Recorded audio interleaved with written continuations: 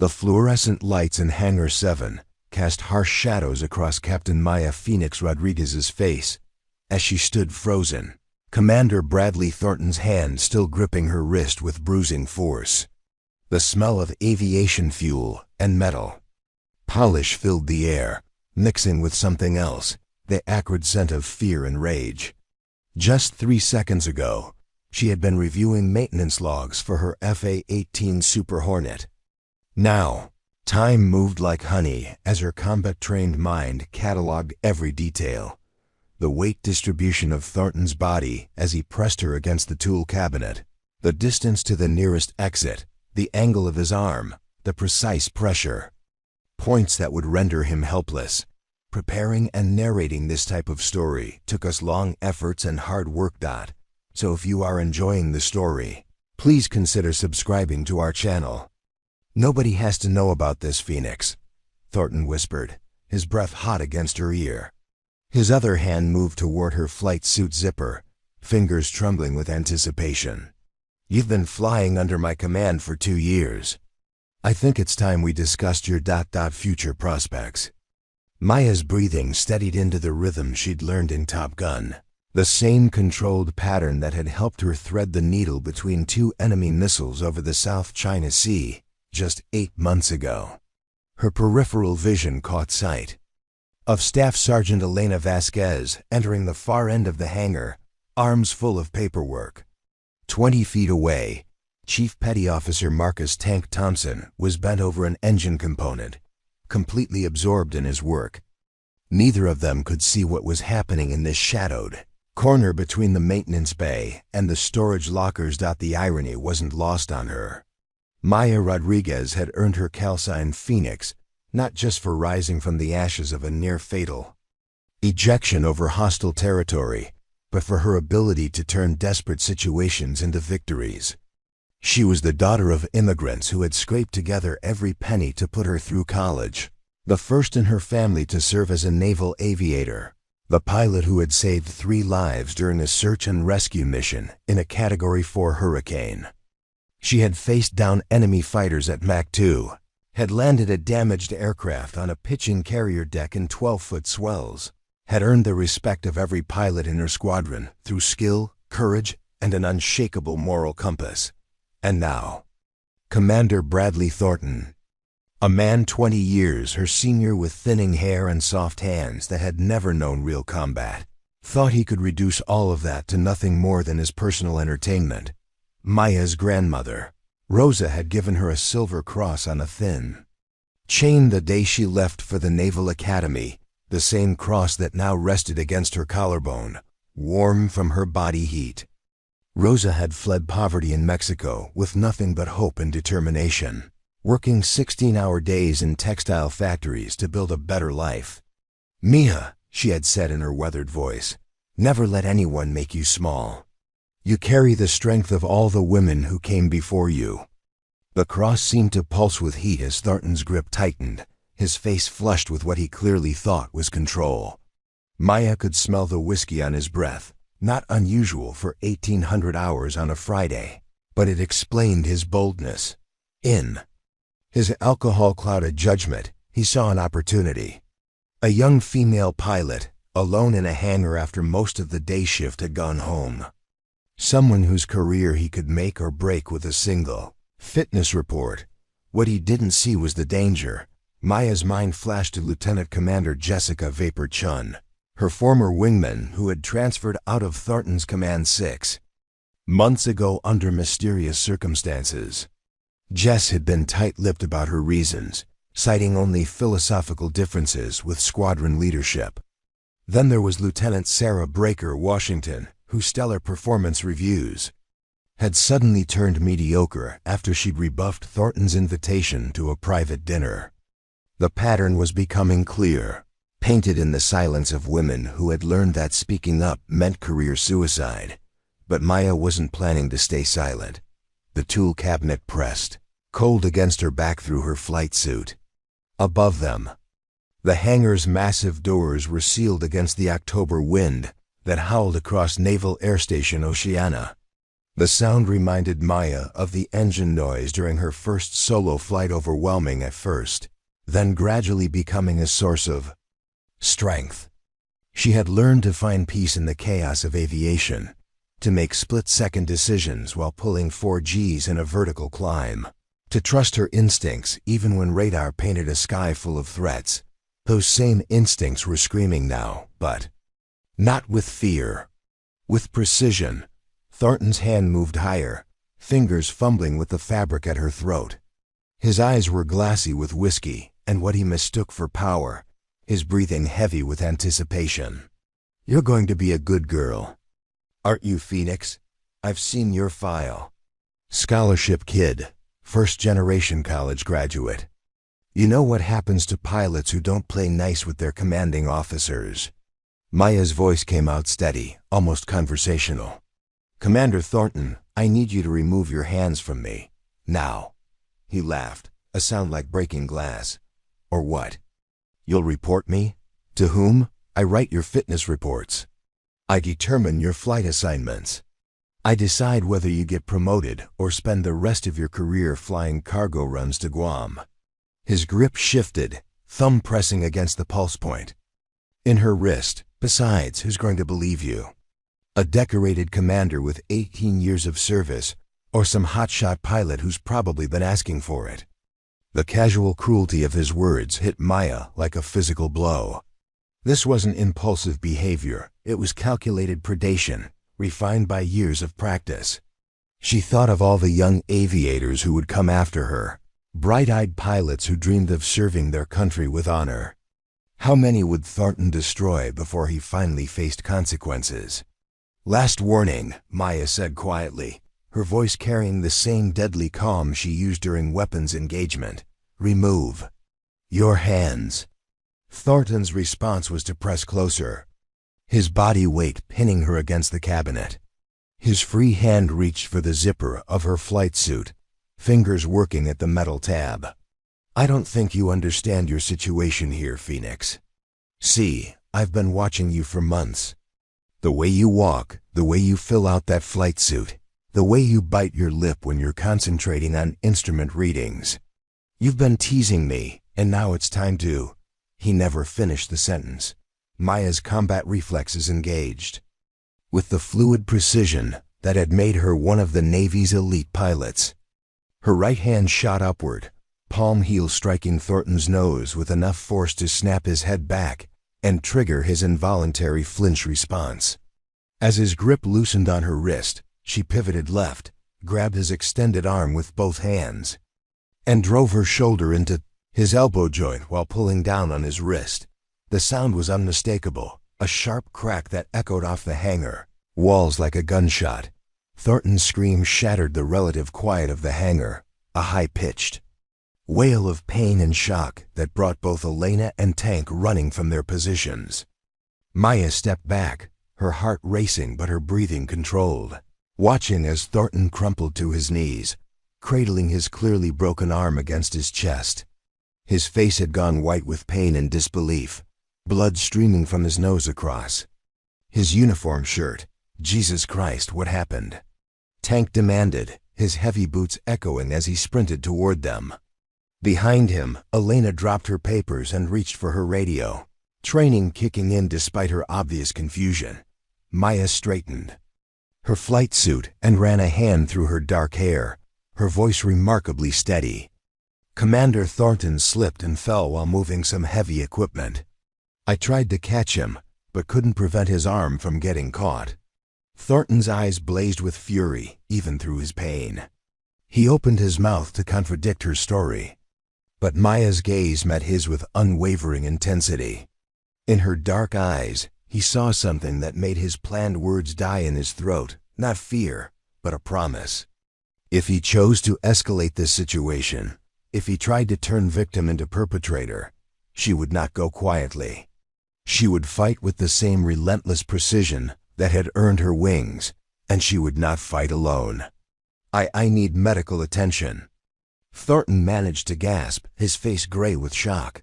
Elena was already calling for the base medics, her professional demeanor masking the questions Maya could see forming behind her eyes. Tank knelt beside Thornton, examining the injury with the practiced eye of someone who had seen his share of accidents.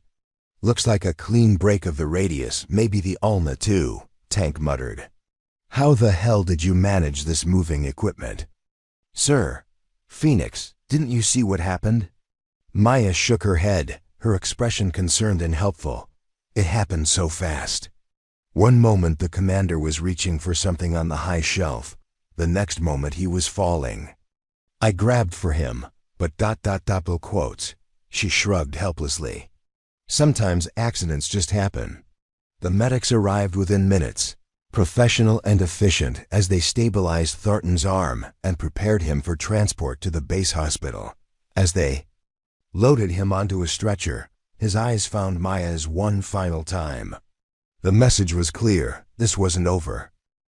But Maya had already made her calculations. She knew exactly what came next, and she was ready for the war that Thornton was about to declare.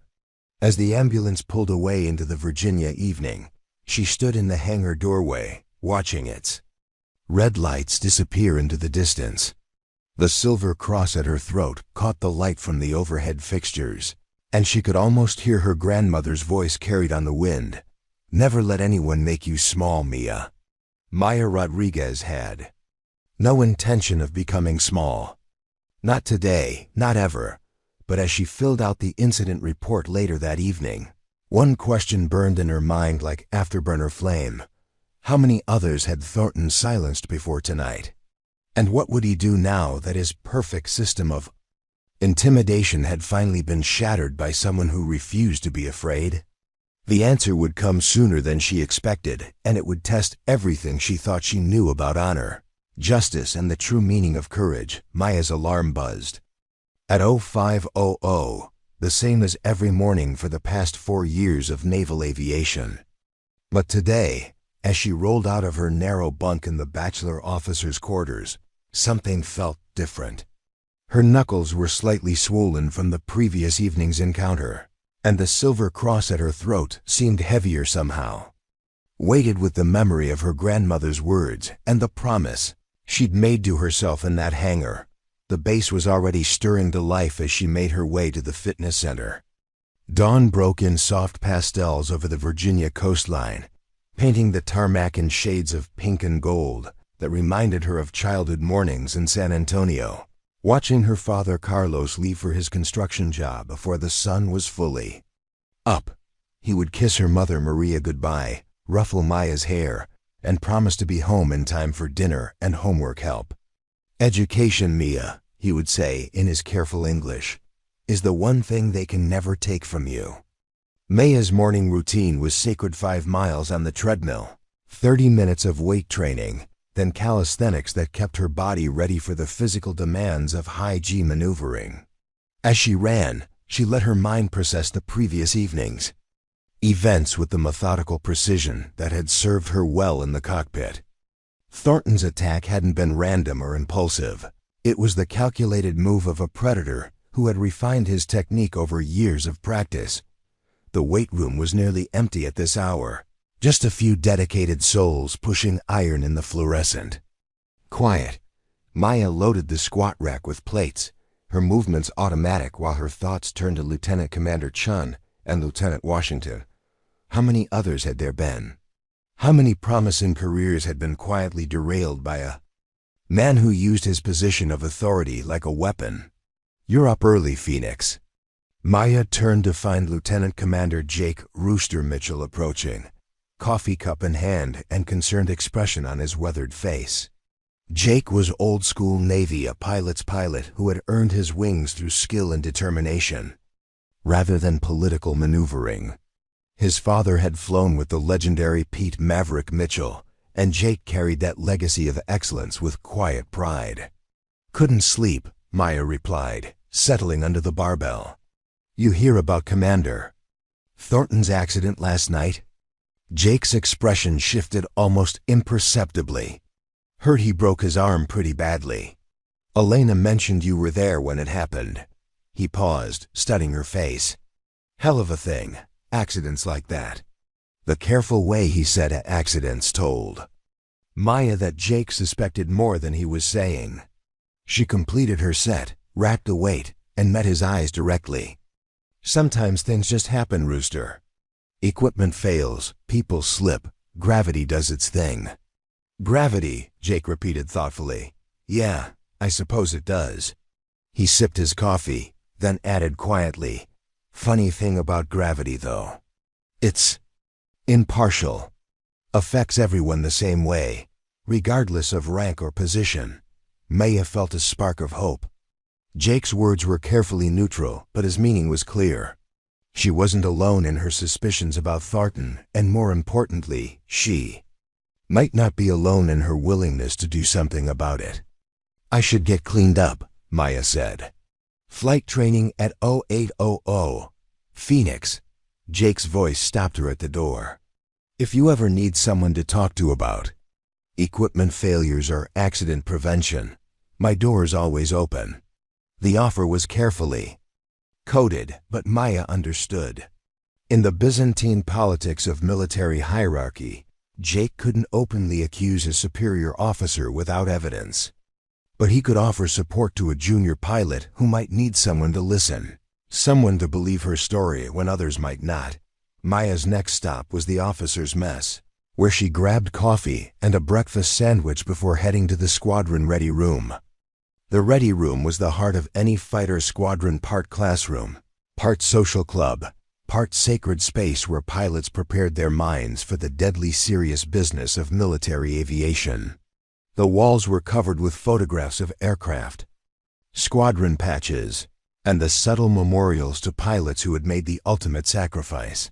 She settled into her usual chair, reviewing the day's training schedule while other pilots filtered in. There was Lieutenant Tommy Gunner Martinez, a hotshot FSA-18 pilot from Texas who reminded Maya of herself at 25, all confidence and raw talent, hungry to prove himself. Beside him sat Lieutenant Sarah Viper Chun, no relation to Jessica Chun, a brilliant tactician whose knowledge of weapon systems was encyclopedic. Captain Rick Boulder Thompson, Tank's older brother, commanded respect through sheer competence and an unflappable demeanor that had earned him 2 distinguished flying crosses. The casual conversation died as Maya felt the weight of eyes upon her. She looked up to find several pilots studying her with expressions ranging from curiosity to concern. Word traveled fast on a military base, and Thornton's accident would be the subject of speculation for days. Phoenix, Gunner said carefully, heard about what happened to Commander Thornton last night. That must have been scary, watching him fall like that. Maya kept her voice steady and matter-of-fact. Accidents happen in a maintenance environment. Heavy equipment, metal surfaces, fatigue at the end of a long duty day. The important thing is that medical responded quickly and he's getting the care he needs. Still, Viper added, it's lucky you were there to help. Could have been much worse if he'd been alone. The subtext was clear. Everyone knew that Maya's presence had somehow prevented a worse outcome, even if they didn't understand the full context. Maya felt a moment of gratitude for her fellow pilot's instinctive protectiveness. In the air, they were a team bound by trust and mutual dependence. That same loyalty extended to the ground, creating a support network that could be stronger than any official chain of command. The briefing door opened, and Major Patricia Hammer Washington entered. Hammer was a former Navy pilot who had transitioned to the Marines, bringing with her a reputation for tactical brilliance and absolute integrity. As the squadron's senior training officer, she commanded respect from pilots across all service branches. Her dark eyes swept the room, taking in the subtle tension with practiced ease. "Good morning, aviators," she said briskly. "Today's training exercise will focus on air-to-air combat tactics in a contested environment. We'll be running 3 separate scenarios, each designed to test your ability to adapt to changing threats and maintain situational awareness under stress." Maya threw herself into the training with fierce concentration. In the cockpit of her FA-18, she felt the familiar sense of coming home. The aircraft responded to her touch like a living thing. every control input translated into precise movement. Through three-dimensional space. At 20,000 feet, traveling at 500 knots, the complexities of ground-based politics fell away, leaving only the pure challenge of tactical aviation. The first scenario pitted Maya against Gunner in a 1 versus 1 engagement. Both aircraft were equipped with simulated weapons and sophisticated electronic warfare suites that would track hits, near misses, and tactical decisions. Maya's approach was patient and methodical. She used altitude and energy management to dictate the terms of engagement, forcing Gunner to fight at a disadvantage while maintaining her own options for disengagement. "Phoenix has tone on Gunner," came the radio call from the exercise controller. "Simulated kill, reset for scenario 2. The second scenario was more complex, a 4 versus 4 engagement with Maya leading a flight of FFA-18S against a mixed force of adversary aircraft. This was where her tactical knowledge and leadership skills came into play, coordinating multiple aircraft while maintaining awareness of threats, fuel states, and weapons loadouts. The engagement lasted 18 minutes of high-G maneuvering that left her flight suit soaked with sweat and her body aching from sustained gravitational forces. "Outstanding work, Phoenix," Hammer's voice crackled over the radio. "Your flight demonstrated excellent tactical coordination and threat prioritization. Return to base for debrief." As Maya guided her Super Hornet through the approach pattern, she felt the familiar satisfaction of a job well done. In the cockpit, her competence was unquestionable, measured in precise metrics of performance rather than the subjective judgments of superior officers. Here, at least merit ruled supreme. The debrief session was thorough and professional, with each pilot analyzing their decisions and learning from mistakes. Maya found herself relaxing into the familiar rhythm of tactical discussion, surrounded by colleagues who respected her abilities and judgment. For 2 hours she could forget about broken arms and predatory commanders, focusing instead on the pure mechanics of aerial warfare. But reality intruded when her phone buzzed with a message from the base. "Personnel office. Captain Rodriguez. Please report to Building 247 at 1400 for administrative processing. Bring your service record." Maya's blood turned to ice. Administrative processing usually meant one of two things: promotion paperwork or disciplinary action. Given the timing, she had little doubt which category applied to her situation. The afternoon brought gray clouds that matched Maya's mood as she walked across base to the personnel office. Building 247 was a nondescript concrete structure that housed the bureaucratic machinery of military justice. Maya had been inside only once before, during her initial assignment to the base, and she remembered it as a place of forms, regulations, and career-ending decisions made by people who had never pulled G's in a fighter aircraft. The waiting room was sterile and uncomfortable, filled with plastic chairs and motivational posters that felt hollow in the circumstances. Maya sat rigid in her service dress uniform, her ribbons and wings polished to perfection, projecting an image of professional competence while her mind raced through possibilities.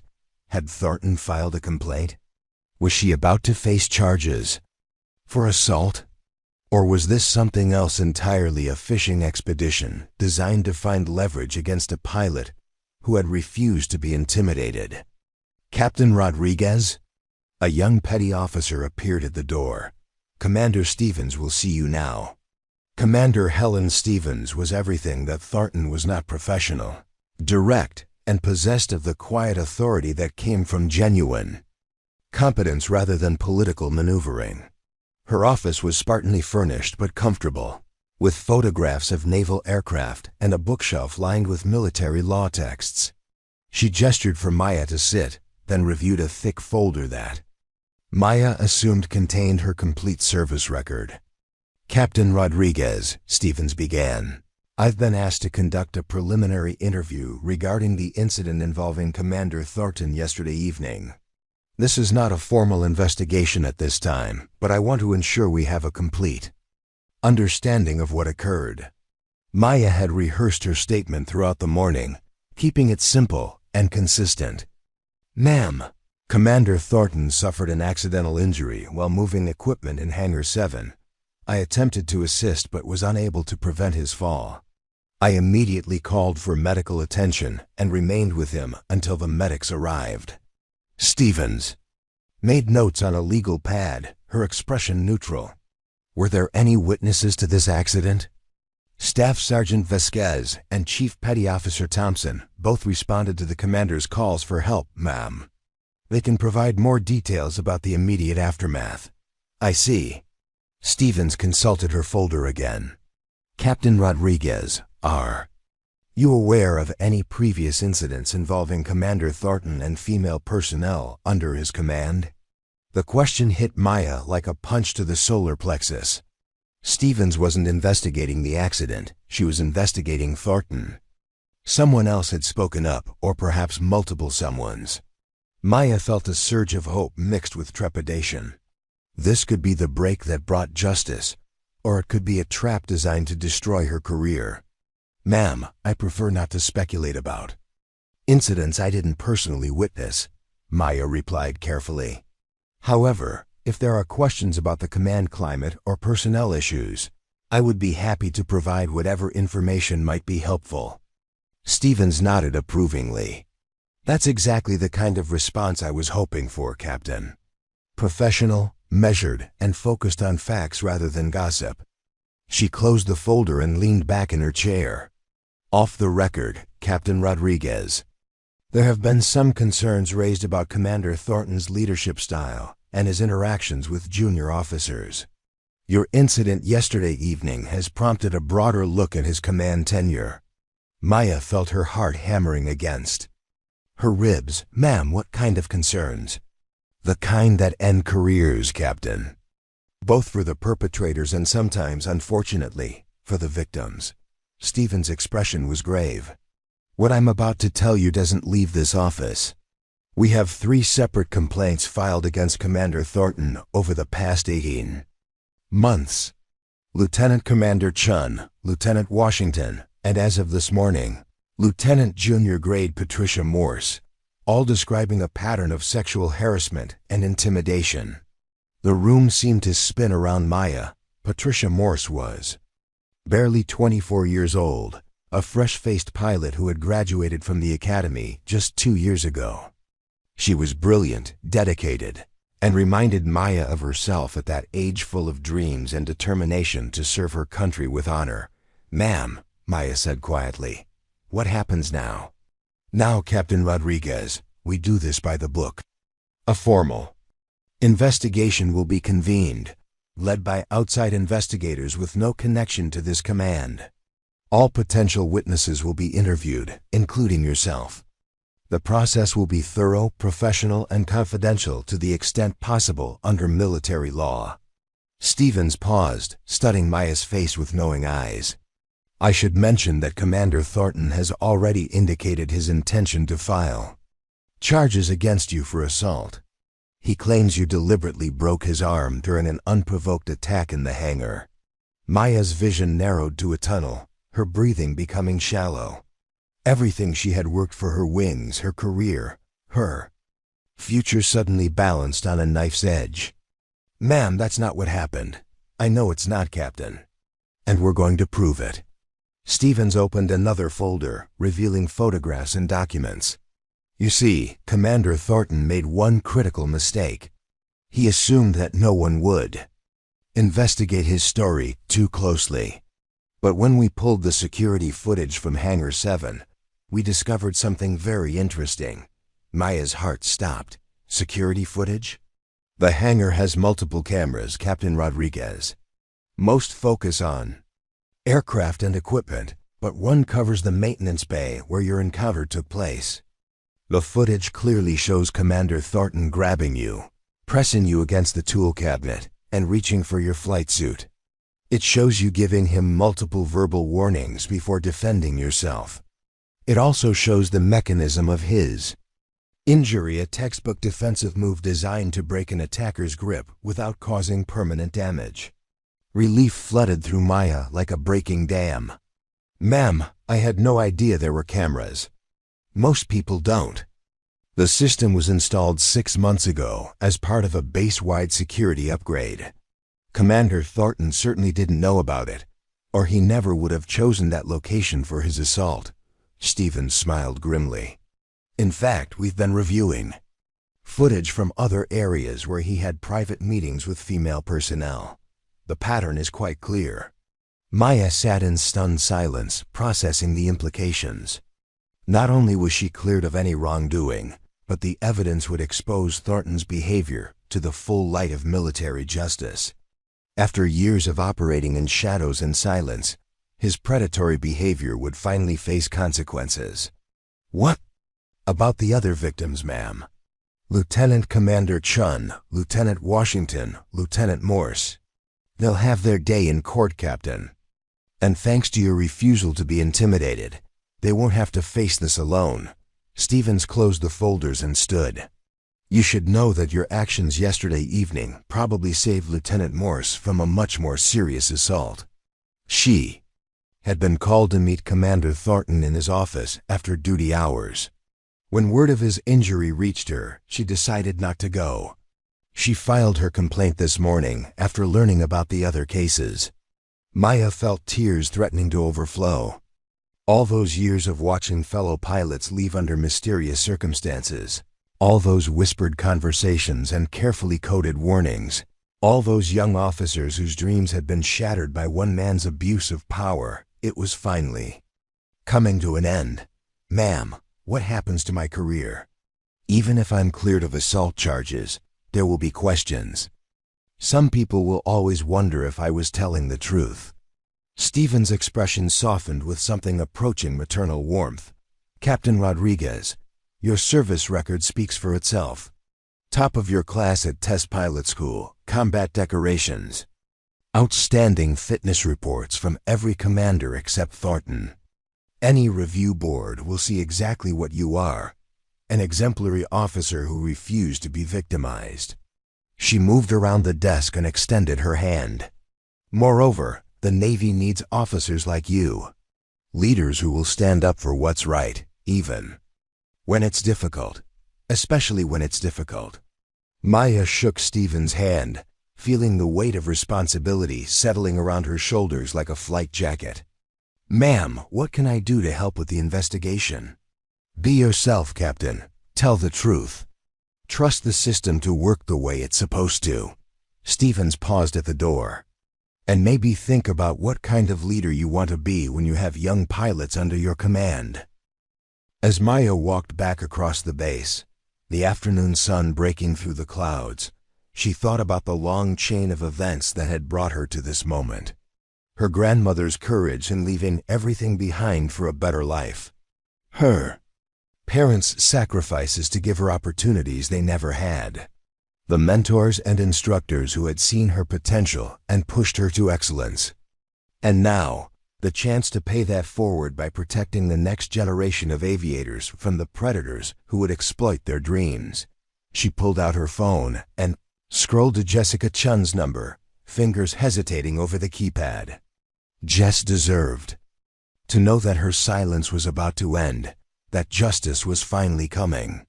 More importantly, she deserved to know she wasn't alone. "Jess, it's Maya Rodriguez, Phoenix, we need to talk." The call came at 0230, jarring Maya from the deepest sleep she'd experienced in weeks. Her phone's screen glowed harsh in the darkness of her quarters, displaying a number she didn't recognize with a Virginia area code.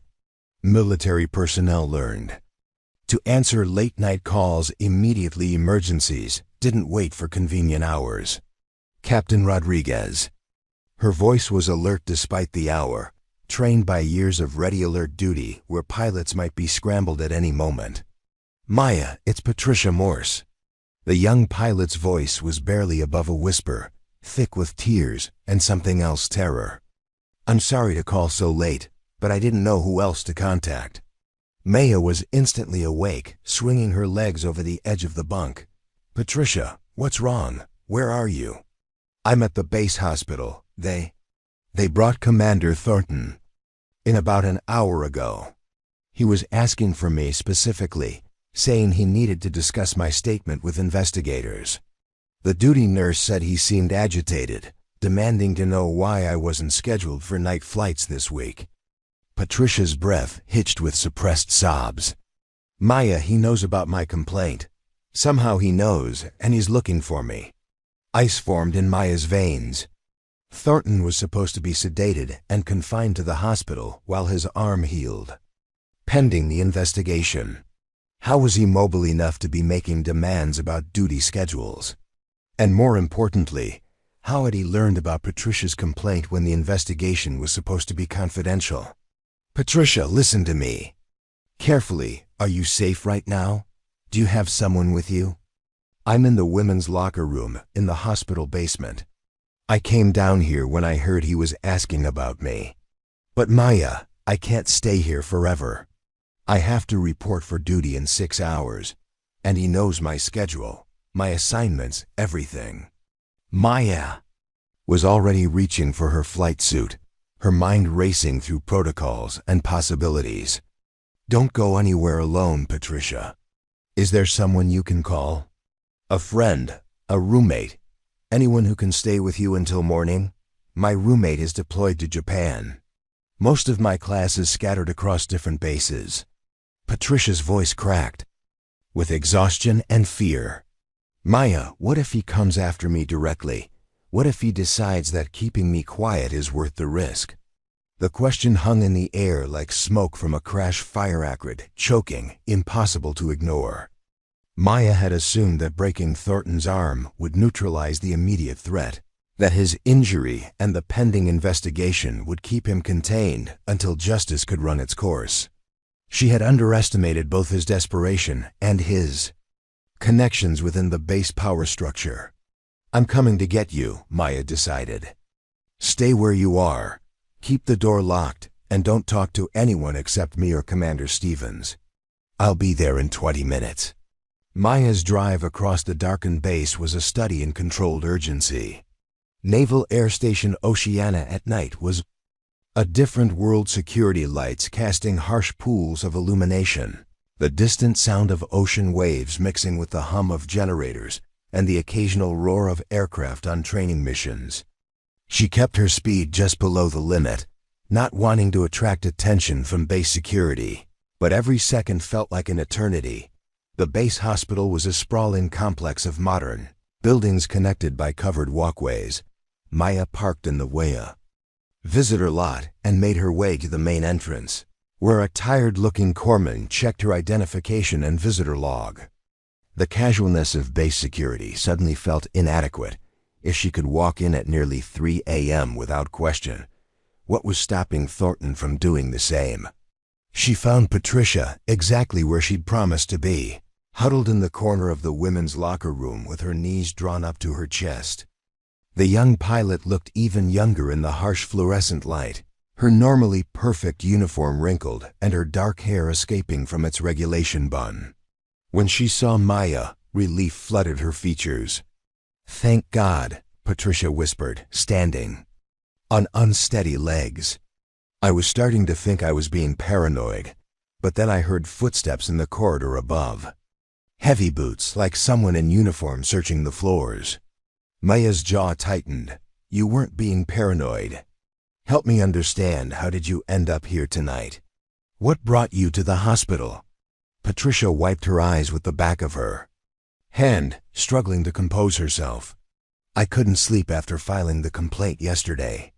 Every time I closed my eyes, I kept thinking about what would happen when he found out, what kind of retaliation I might face. So I came here to walk the corridors, try to clear my head. I know it sounds stupid, but being around medical personnel made me feel safer somehow." "It's not stupid," Maya assured her. "Your instincts were trying to keep you safe. But Patricia, this situation is escalating beyond what either of us can handle alone. We need to contact Commander Stevens immediately and get you proper protection." As if summoned by her words, Maya's phone buzzed with an incoming call. Commander Stevens' name appeared on the screen, and Maya felt a chill of premonition.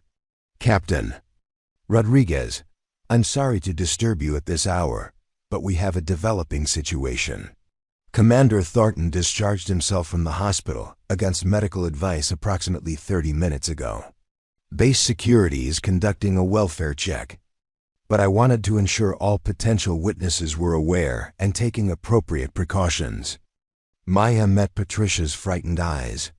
Ma'am, I'm at the hospital with Lieutenant Morse. Commander Thornton was here earlier asking about her specifically. The silence on the line stretched for several heartbeats. Captain Rodriguez, I need both of you to remain exactly where you are. I'm sending a security detail to escort you to a secure location. Do not leave the hospital, do not speak to anyone except the personnel I'm sending, and do not use your phones for any other calls. Ma'am, what aren't you telling us?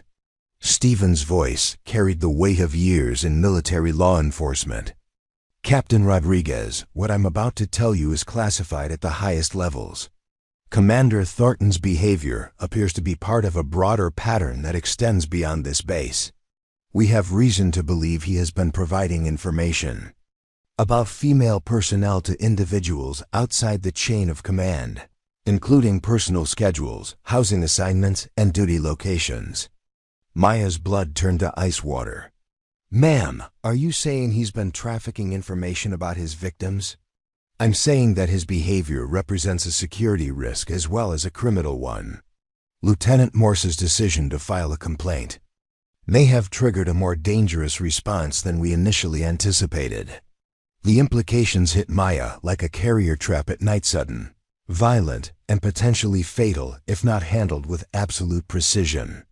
Thornton wasn't just a predator, he was potentially a traitor, using his position to compromise the safety and security of the women under his command. Ma'am, what's our immediate protocol? Lockdown and protection until we can assess the full scope of the threat. Captain Rodriguez, I need you to understand that your actions 2 nights ago may have prevented something much worse than sexual assault. We believe Commander Thornton was preparing to escalate his behavior significantly. Maya wrapped her free arm around Patricia's shoulders, feeling the young pilot trembling against her. Ma'am, we'll wait for your security detail. But I need to ask, how compromised is the base? If Thornton has been feeding information to outside contacts, how do we know who to trust? That's exactly why I'm handling this personally with a very small team. Captain Rodriguez, the security detail I'm sending consists of Lieutenant Commander Mitchell and Master Chief Petty Officer Sandra Williams. No one else is aware of their mission. Jake Rooster Mitchell and Sandra Williams, 2 of the most respected personnel on the base. Maya felt a small measure of relief. If Stevens was trusting this situation to Jake and Sandra, then at least the response was being handled by people with unquestionable integrity. ETA 15 minutes, Stevens continued. Until then, you're in a defensive position. Trust no one except the people I've named. As Maya ended the call, Patricia looked up at her with wide, frightened eyes. Maya, what have I gotten myself into? I just wanted to serve my country, fly aircraft, make my family proud. How did filing a complaint turn into this? Maya guided Patricia to a bench in the corner of the locker room, keeping her voice low and steady. Patricia, listen to me. None of this is your fault. You did exactly what you were supposed to do when faced with harassment and assault. The fact that Thornton's behavior was part of something larger doesn't change the courage it took for you to speak up. But what if people get hurt because of me? What if my complaint triggered something that puts other people in danger? Maya turned to face the younger pilot fully, recognizing in Patricia's expression the same self-doubt and fear that had once threatened to paralyze her own decision-making. Patricia, do you know why I chose the calcined Phoenix? Patricia shook her head, grateful for any distraction from the immediate crisis. When I was in flight training, I had an instructor who used to say that the most dangerous moment in any pilot's career wasn't during combat or bad weather or mechanical failure.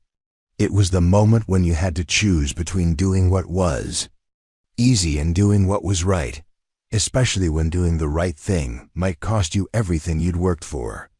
Maya paused, remembering the weight of that lesson and how it had shaped every major decision in her career. I earned my call sign during a training accident where my aircraft caught fire on final approach. I had two choices: eject safely and let the plane crash into a residential area, or stay with the aircraft and try to land it in an empty field. Knowing that the fire might reach the fuel tanks before I could get down, what did you choose? I stayed with the plane, landed it in a cornfield about 2 miles from the nearest house, then spent 3 days in the hospital with second-degree burns and smoke inhalation. Maya smiled at the memory despite the current circumstances. My instructor told me later that I'd proven something important, that when the moment came to choose between personal safety and protecting innocent people, I would choose to protect others. That's when the name Phoenix stuck rising from the ashes of a destroyed aircraft to fly again. Patricia wiped her eyes, some of the fear in her expression replaced by determination. You're saying that filing the complaint was the right thing to do, even if it's dangerous? I'm saying that you've already proven your courage, Patricia. Now we just have to see it through to the end, no matter what that looks like. The sound of heavy boots in the corridor outside made both women tense. But Maya recognized the measured pace of military personnel rather than the erratic movement of someone hunting prey. A soft knock at the door was followed by Jake Mitchell's familiar voice. "Phoenix, it's Rooster and Master Chief Williams. Commander Stevens sent us." Maya opened the door to find Jake in full battle dress uniform, sidearm visible at his hip, with Master Chief Williams beside him. Sandra Williams was a 20-year veteran whose reputation for toughness was matched only by her absolute integrity. Both looked grim but professional. "Ladies," Sandra said briskly, "we're going to move you to a secure location while the situation develops. Travel light, stay between us, and don't speak to anyone we don't specifically clear." As they moved through the hospital corridors, Jake fell into step beside Maya. "Phoenix, Stevens briefed me on the basics, but I need to understand what we're dealing with. How dangerous is Thornton at this point?" Maya considered the question while they walked. "Rooster, he's a predator who's been exposed and cornered. Whatever network or protection he thought he had is crumbling, and he knows that prison is waiting at the end of this investigation. That makes him desperate, and desperate people do desperate things. Any idea where he might have gone after leaving the hospital? His quarters, maybe, or somewhere he feels he has an advantage.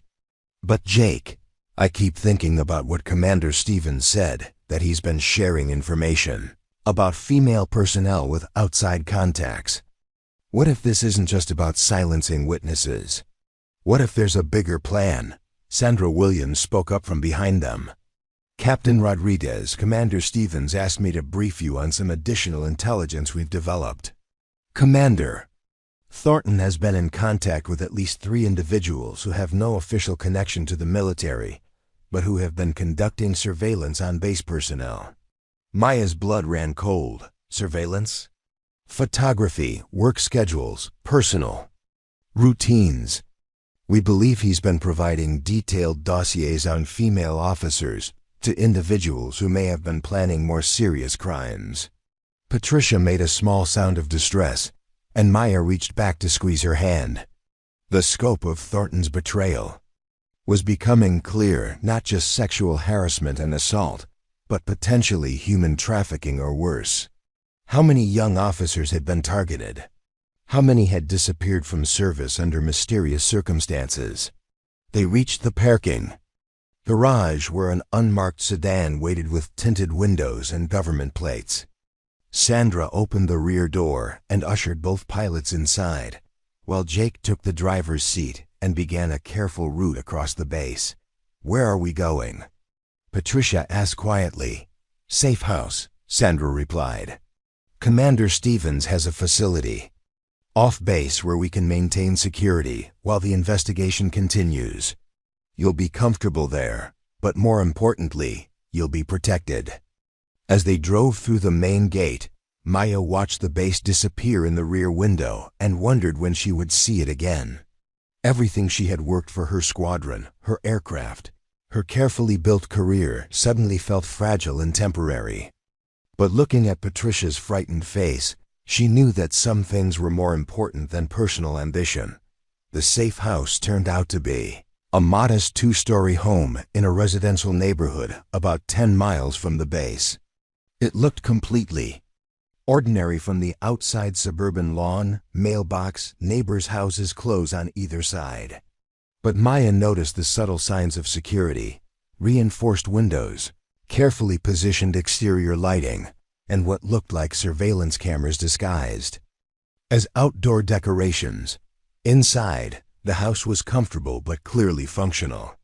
The living room had been converted into a command center with multiple computers, secure phone lines, and wall-mounted displays showing base security feeds.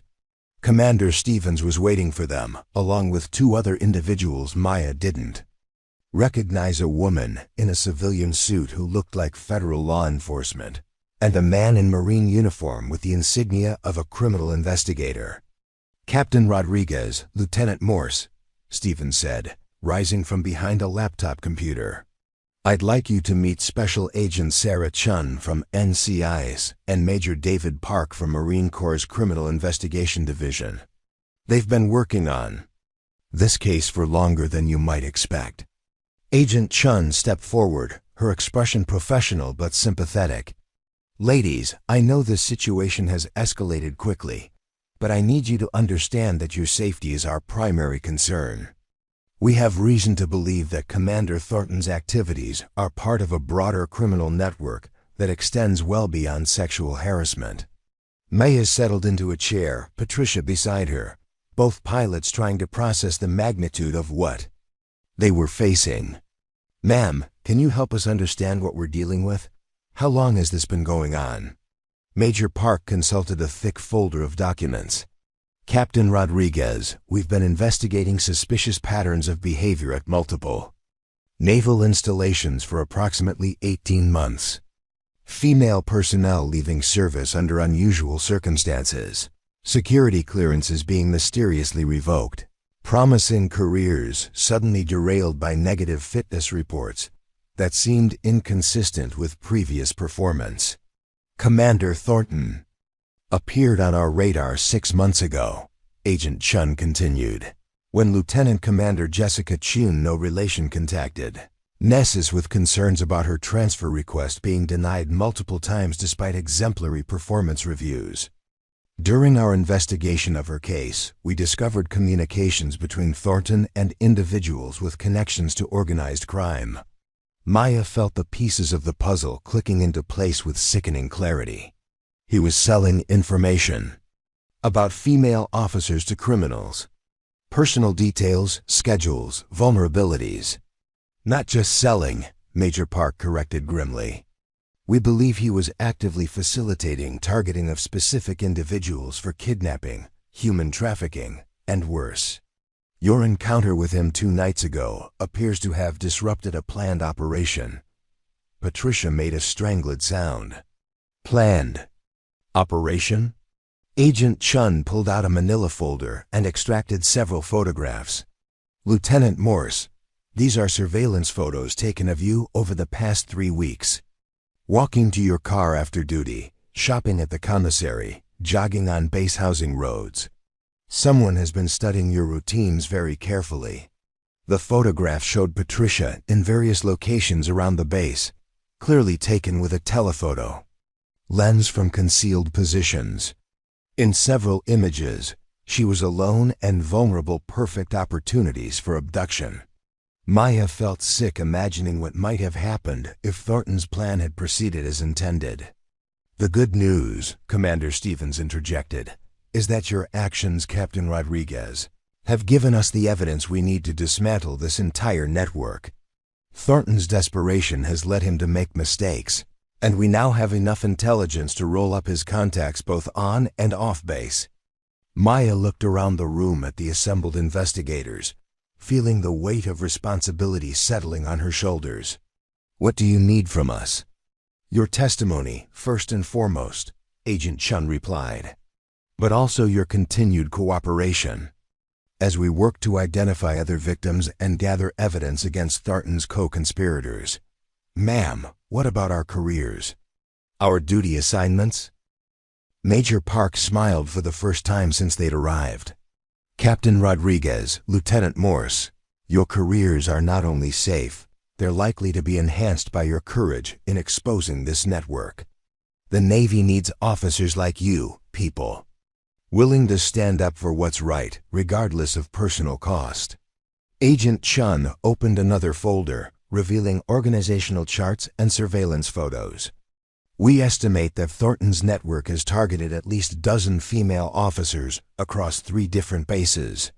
Thanks to your actions, we'll be able to warn all of them and provide protection while we make arrests." Maya studied the charts, recognizing some of the names and faces from various assignments and training courses.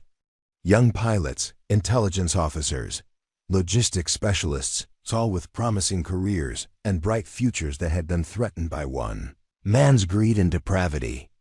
"Agent Chen," Maya said quietly, "what happens to Thornton now?" "He's still out there somewhere, probably getting more desperate by the hour. We have every available resource looking for him, Captain Rodriguez. Base security, local law enforcement, federal agents. He won't be able to hide for long. But until we locate him, you and Lieutenant Morse remain in protective custody." Patricia spoke up for the first time since viewing the surveillance photos. "Ma'am, I have flight training scheduled tomorrow. My squadron will be expecting me." "Commander." Stevens consulted her watch. "It's already 0400, Lieutenant. I've arranged for your squadron to be briefed on a classified training exercise that will require you to be temporarily unavailable. Your absence will be explained without compromising the investigation." The next few hours passed in a blur of interviews, statement preparation, and security briefings. Maya found herself reviewing every interaction she'd had with Thornton over the past 2 years, searching for signs she might have missed or warning signals that could have prevented the situation from escalating. The investigators were thorough but respectful, clearly understanding the emotional toll that the revelation of Thornton's crimes was taking on his victims. As dawn broke over Virginia, Maya stood at the safe house window watching the neighborhood come to life. Children walking to school bus stops, adults leaving for work, the normal rhythm of civilian life that felt surreal after the night's revelations. Somewhere out there, Thornton was still free, still dangerous, still capable of causing immense harm before he was captured. Patricia joined her at the window, both pilots silent in the early morning light. Finally, Patricia spoke. "Maya, do you think we did the right thing? Speaking up, I mean. Look what it's led to: investigations, protective custody. Who knows how many other people involved?" Maya turned to meet the younger pilot's eyes, seeing in them the same mixture of fear and determination that she recognized in herself. "Patricia, do you remember the oath we took when we became officers? To support and defend the Constitution, to bear true faith and allegiance, to take this obligation freely without any mental reservation?" "Yes, ma'am." That oath didn't come with a disclaimer about only defending the Constitution when it was convenient or safe. We swore to protect others, even when protecting them put us at risk. Maya paused, thinking of her grandmother's words about never letting anyone make you small. Sometimes the most important battles aren't fought in the air against enemy aircraft.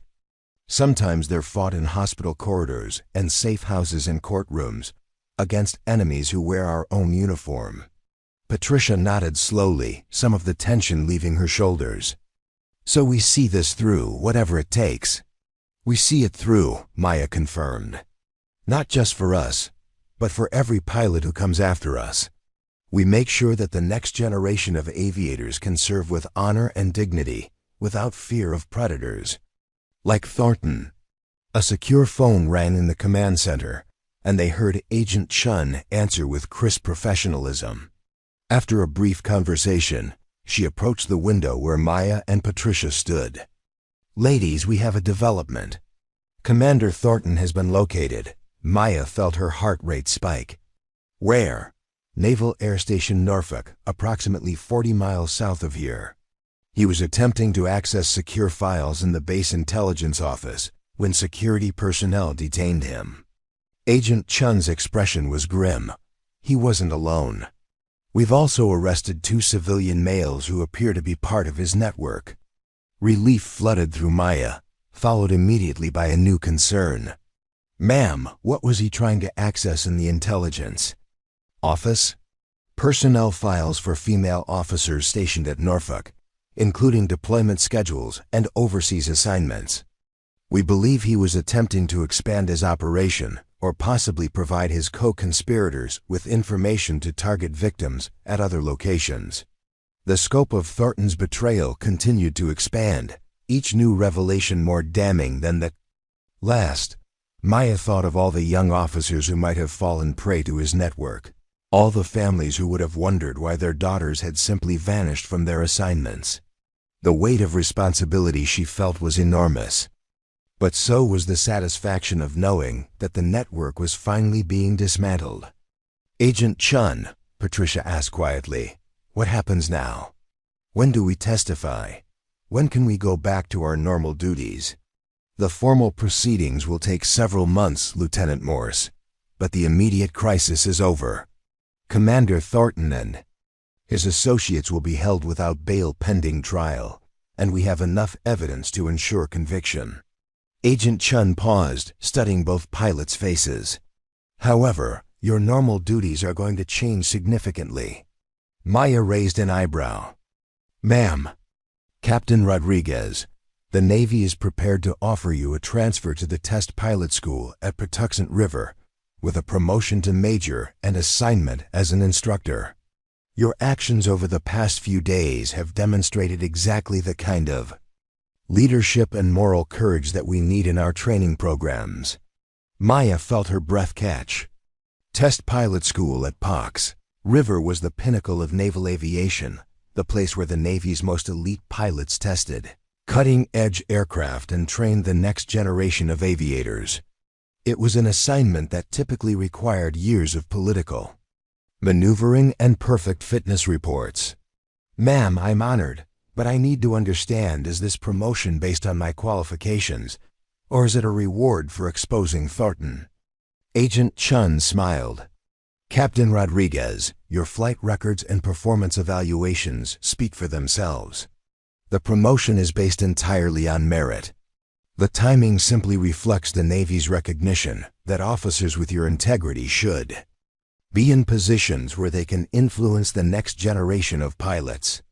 Maya looked at Patricia, seeing hope beginning to replace fear in the young pilot's expression. And Lieutenant Morse? Lieutenant Morse has been accepted to the Navy Fighter Weapons School, Top Gun, effective immediately upon completion of her testimony. Her performance during this crisis has demonstrated exactly the kind of courage and tactical thinking that the program is designed to develop. Patricia's eyes widened in disbelief. TOPGUN was the most prestigious assignment available to naval aviators, reserved for the absolute elite of the pilot community. It was an opportunity that most pilots spent their entire careers hoping to achieve. Ma'am, Patricia whispered, are you sure? I mean, after everything that's happened. Lieutenant Morse, Commander Stevens interjected, you've proven that. You have the moral courage to stand up for what's right, even when it puts you at personal risk. That quality is just as important as flying skills when it comes to air-to-air combat. The Navy needs pilots who will never abandon their wingmen, whether the threat comes from enemy aircraft or from within our own ranks. Maya felt tears threatening to spill over as the magnitude of the moment hit her. Not only had they stopped a predator and dismantled a criminal network, but they were being trusted with positions where they could ensure that future generations of aviators would serve in an environment of dignity and respect. Ma'am, Maya said quietly, we accept these assignments with honor and gratitude. But more than that, we accept the responsibility that comes with them. Agent Chun nodded approvingly. Captain Rodriguez, Lieutenant Morse, your actions over the past few days have sent a clear message throughout the naval aviation community. Sexual harassment, assault, and abuse of power will not be tolerated, and those who speak up against such behavior will be protected and supported. As the morning sun climbed higher over Virginia, Maya realized that the most important battle of her career was ending, but the war for dignity and justice in military service would continue. She and Patricia would carry the lessons of this experience into their new assignments, ensuring that the courage they had shown would ripple outward through the entire aviation community. The nightmare was over, but the real work was just beginning. The courtroom at Naval Station Norfolk was packed beyond capacity, with military personnel in dress uniforms filling every available seat and standing along the walls. Maya adjusted her service dress blue uniform one final time, the weight of her ribbons and wings a familiar comfort as she prepared to take the witness stand. 6 months had passed since that night in the hangar, 6 months of investigation, preparation, and the slow grinding of military justice. Today, finally, she would tell her story under oath. Commander Bradley Thornton sat at the defendant's table, flanked by 2 military defense attorneys and looking nothing like the predator who had cornered her in Hangar 7. His broken arm had healed, but something fundamental had changed in his demeanor. Gone was the arrogant confidence that had marked his interactions with junior officers. In its place was the hollow-eyed desperation of a man watching his carefully constructed world collapse around him. The prosecutor, Lieutenant Colonel Maria Santos, was a former Marine Corps pilot who had transitioned to military law after completing her flying career. Maya had worked with her extensively over the past months, preparing testimony that would not only address Thornton's assault, but also provide context for the broader criminal network that had been uncovered. Santos was meticulous, professional, and possessed of a quiet fury that made her devastating in cross-examination. Captain Rodriguez, Colonel Santos began after Maya had been sworn in. Please tell the court about your service record and current assignment. Maya's voice was steady and clear, trained by years of radio communications in high-stress environments. Ma'am, I am Captain Maya Rodriguez, Calcine Phoenix, currently assigned as a test pilot and instructor at the United States Naval Test Pilot School, Patuxent River, Maryland. I have been a naval aviator for 8 years with combat deployments to the Middle East and the South China Sea. I hold the Air Medal with 2 gold stars, the Navy and Marine Corps Commendation Medal, and the Combat Action Ribbon. And on the evening of October 15th of last year, where were you assigned? I was assigned to Strike Fighter Squadron 143 at Naval Air Station Oceana, serving as a department head under the command of Commander Bradley Thornton. Colonel. Santos moved closer to the witness stand, her expression serious but supportive. Captain Rodriguez, please describe the events that occurred in Hangar 7 on the evening in question. Maya had rehearsed this testimony dozens of times, but speaking the words in open court, under oath and in front of her peers, felt different, more final, more consequential. She began with her routine review of maintenance logs, progressed through Thornton's unexpected appearance, and detailed every moment of the assault with clinical precision. Commander Thornton grabbed my wrist and pressed me against the tool. Cabinet, Maya testified.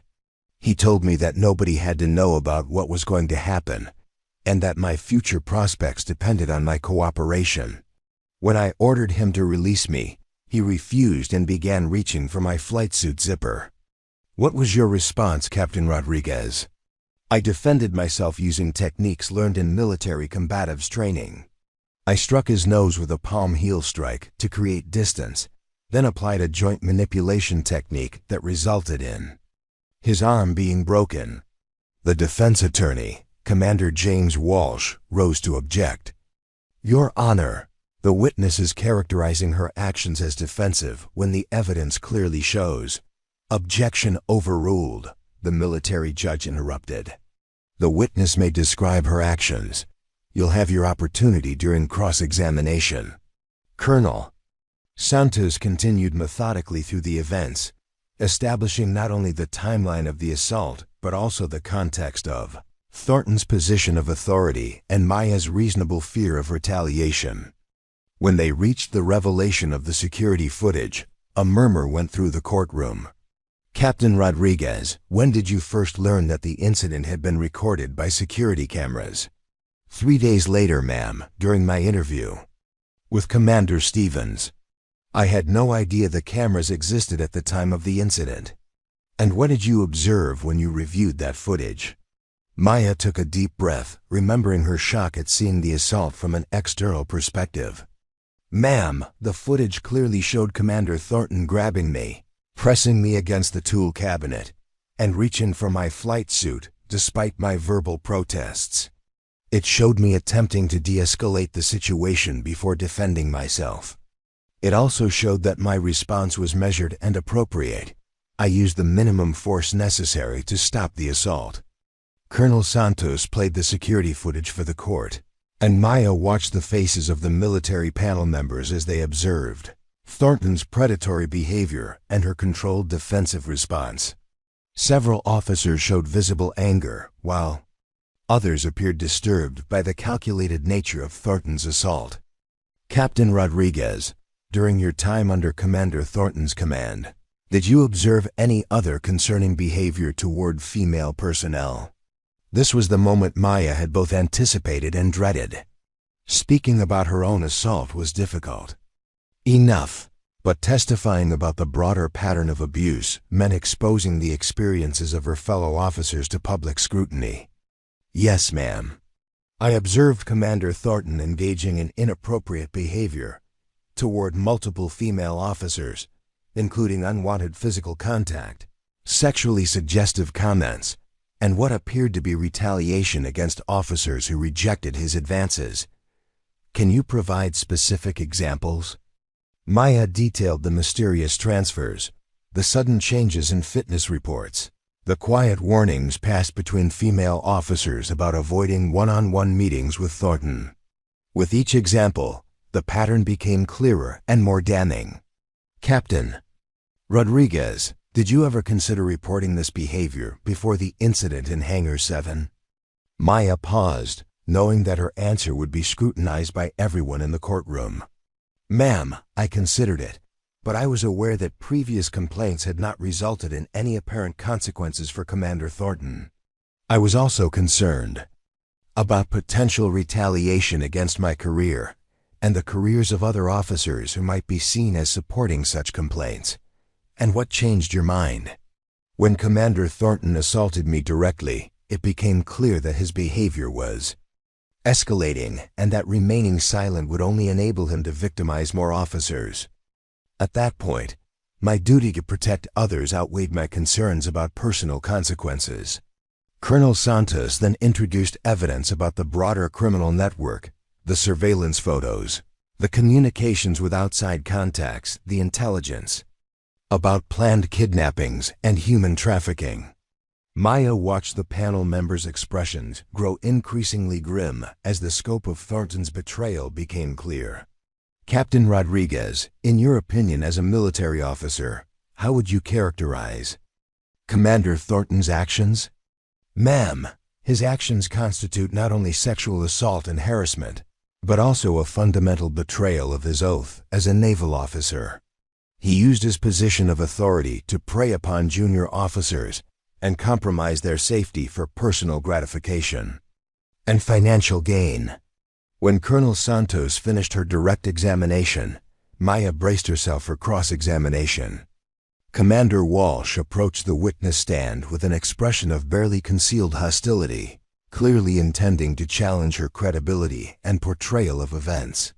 Captain Rodriguez, isn't it true that you have a history of aggressive behavior and confrontation with authority figures? Maya kept her voice level and professional. No, sir, that is not true. My fitness reports consistently rate my performance as outstanding and my interactions with superiors as professional and respectful. But you did break a superior officer's arm, didn't you? deliberately and with significant force? Sir, I defended myself against sexual assault using the minimum force necessary to stop the attack and ensure my safety. Walsh consulted his notes, clearly searching for any angle to undermine her testimony. Captain Rodriguez, isn't it convenient that this alleged assault occurred in the one location on base that happened to have security cameras? Almost as if you knew you were being recorded. Maya felt a flash of anger but controlled her response. Sir, I had no knowledge of any security cameras in Hangar 7. The footage exists because the Navy installed a comprehensive security system, not because I planned or anticipated any confrontation with Commander Thornton. But you did plan the confrontation, didn't you? You remained in the hangar after normal duty hours, positioning yourself in an isolated location where you could entrap Commander Thornton. No, sir. I was completing routine maintenance reviews as part of my assigned duties. Commander Thornton approached me without invitation or authorization. Walsh spent another hour attempting to portray Maya as an ambitious officer who had fabricated assault allegations to advance her career, but his questions only served to highlight the strength of the evidence against Thornton. The security footage, the testimony of other victims, and the evidence of criminal networking made any alternative narrative implausible. When Maya was finally dismissed from the witness stand, she felt both relief and exhaustion. But as she returned to her seat in the gallery, she saw Patricia Morse preparing to testify, and she was reminded that her own testimony was just one piece of a much larger mosaic of evidence.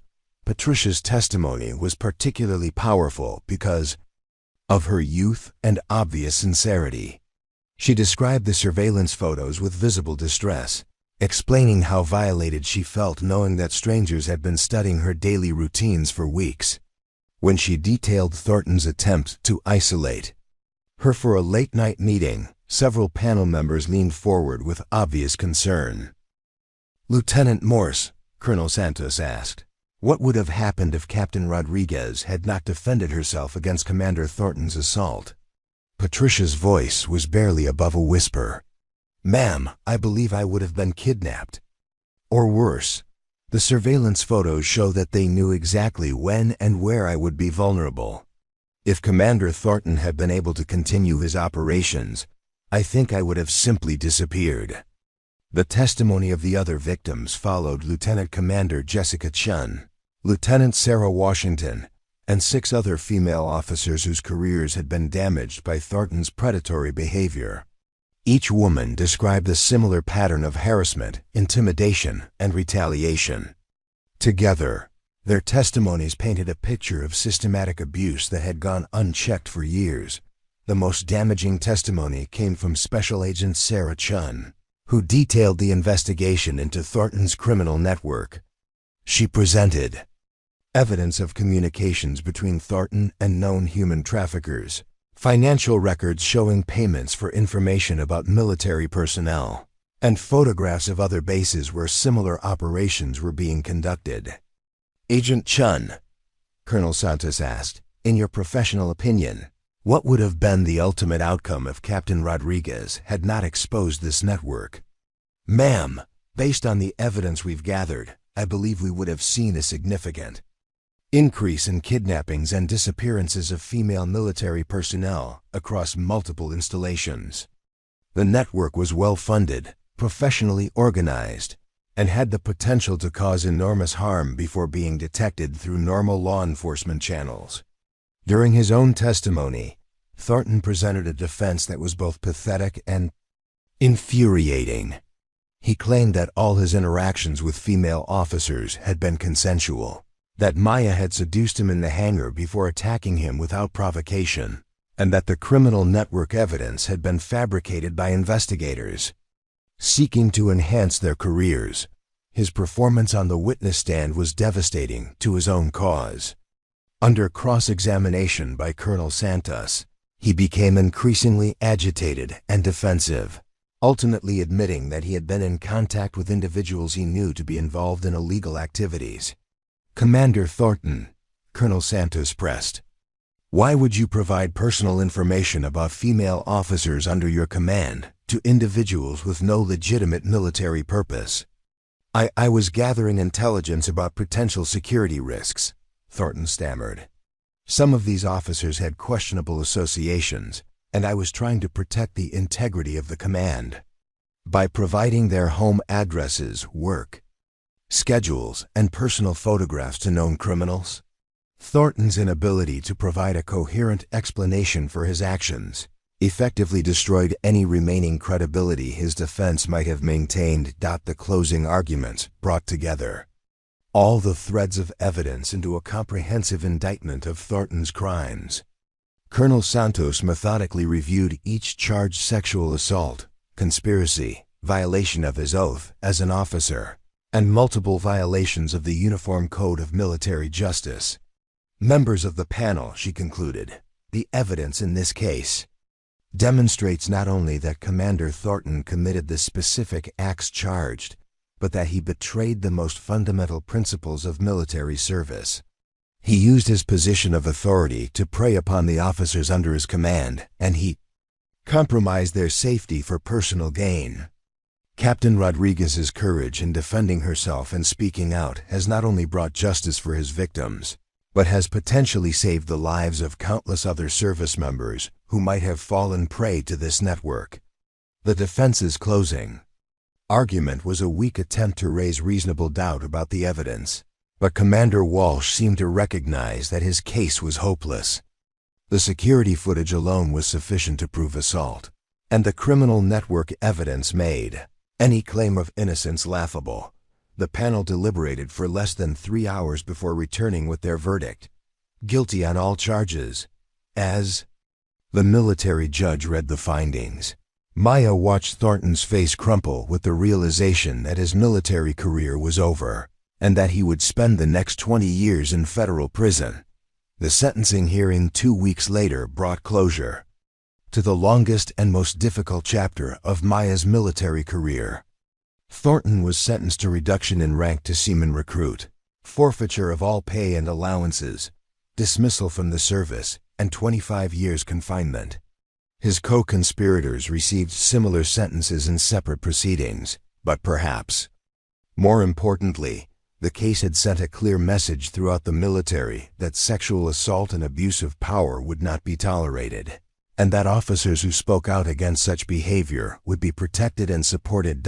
As Maya left the courthouse for the final time, she found Patricia waiting for her on the steps.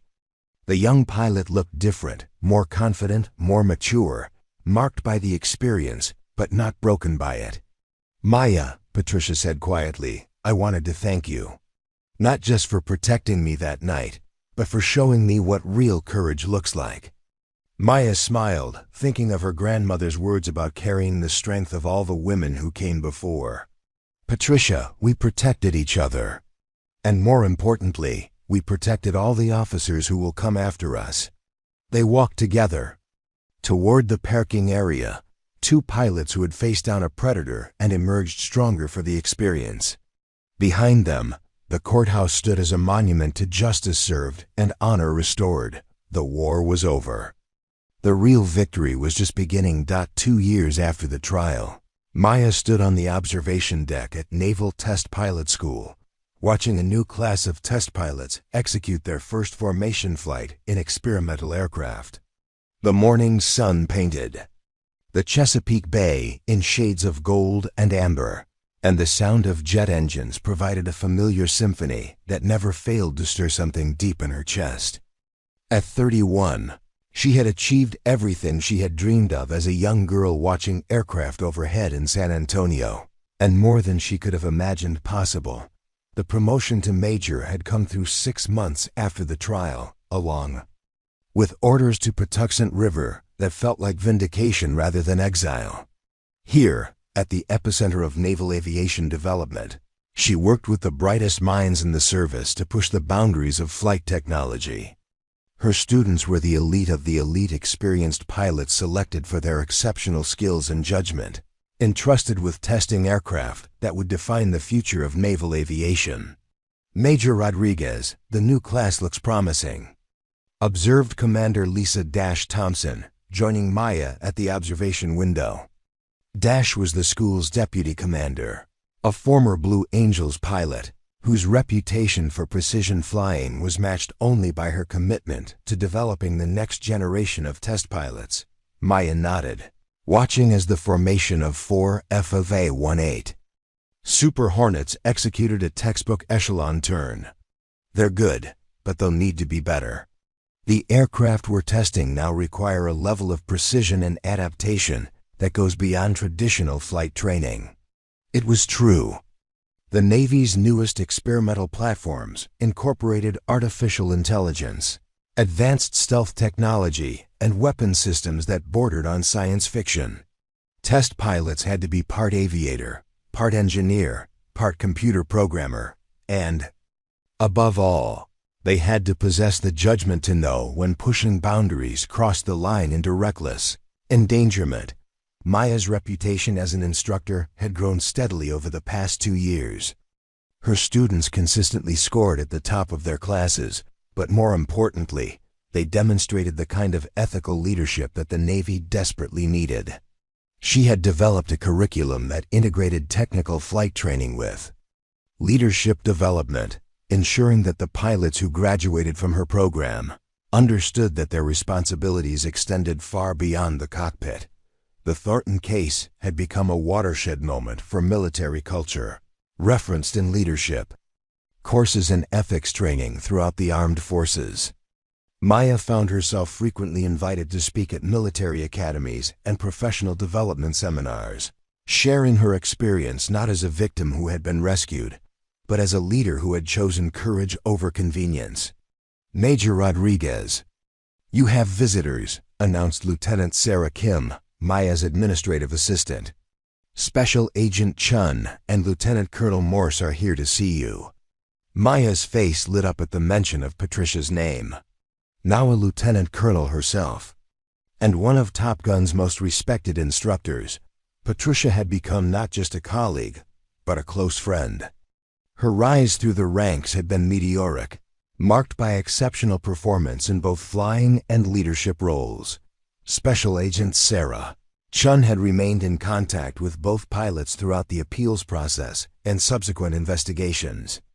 The NCIS agent had become something of a specialist in military sexual assault cases, using the Thornton investigation as a model for rooting out similar networks at other installations. Maya found them waiting in her office, both women looking professional but relaxed. Patricia wore the khaki uniform of a Marine Corps officer, her gold aviator wings gleaming above a ribbon rack that included decorations for combat missions in the Middle East. Agent Chen was in civilian attire, but Maya noticed the subtle bulge of a concealed weapon beneath her jacket-old habits from years of dangerous investigations. "Phoenix," Patricia said, rising to embrace her friend. "You look good. Command suits you." Maya returned the embrace, struck by how much they had both changed since that terrifying night in the hospital locker room. Patricia had grown into her authority with grace and confidence, while maintaining the warmth and integrity that had made her such a compelling witness during the trial.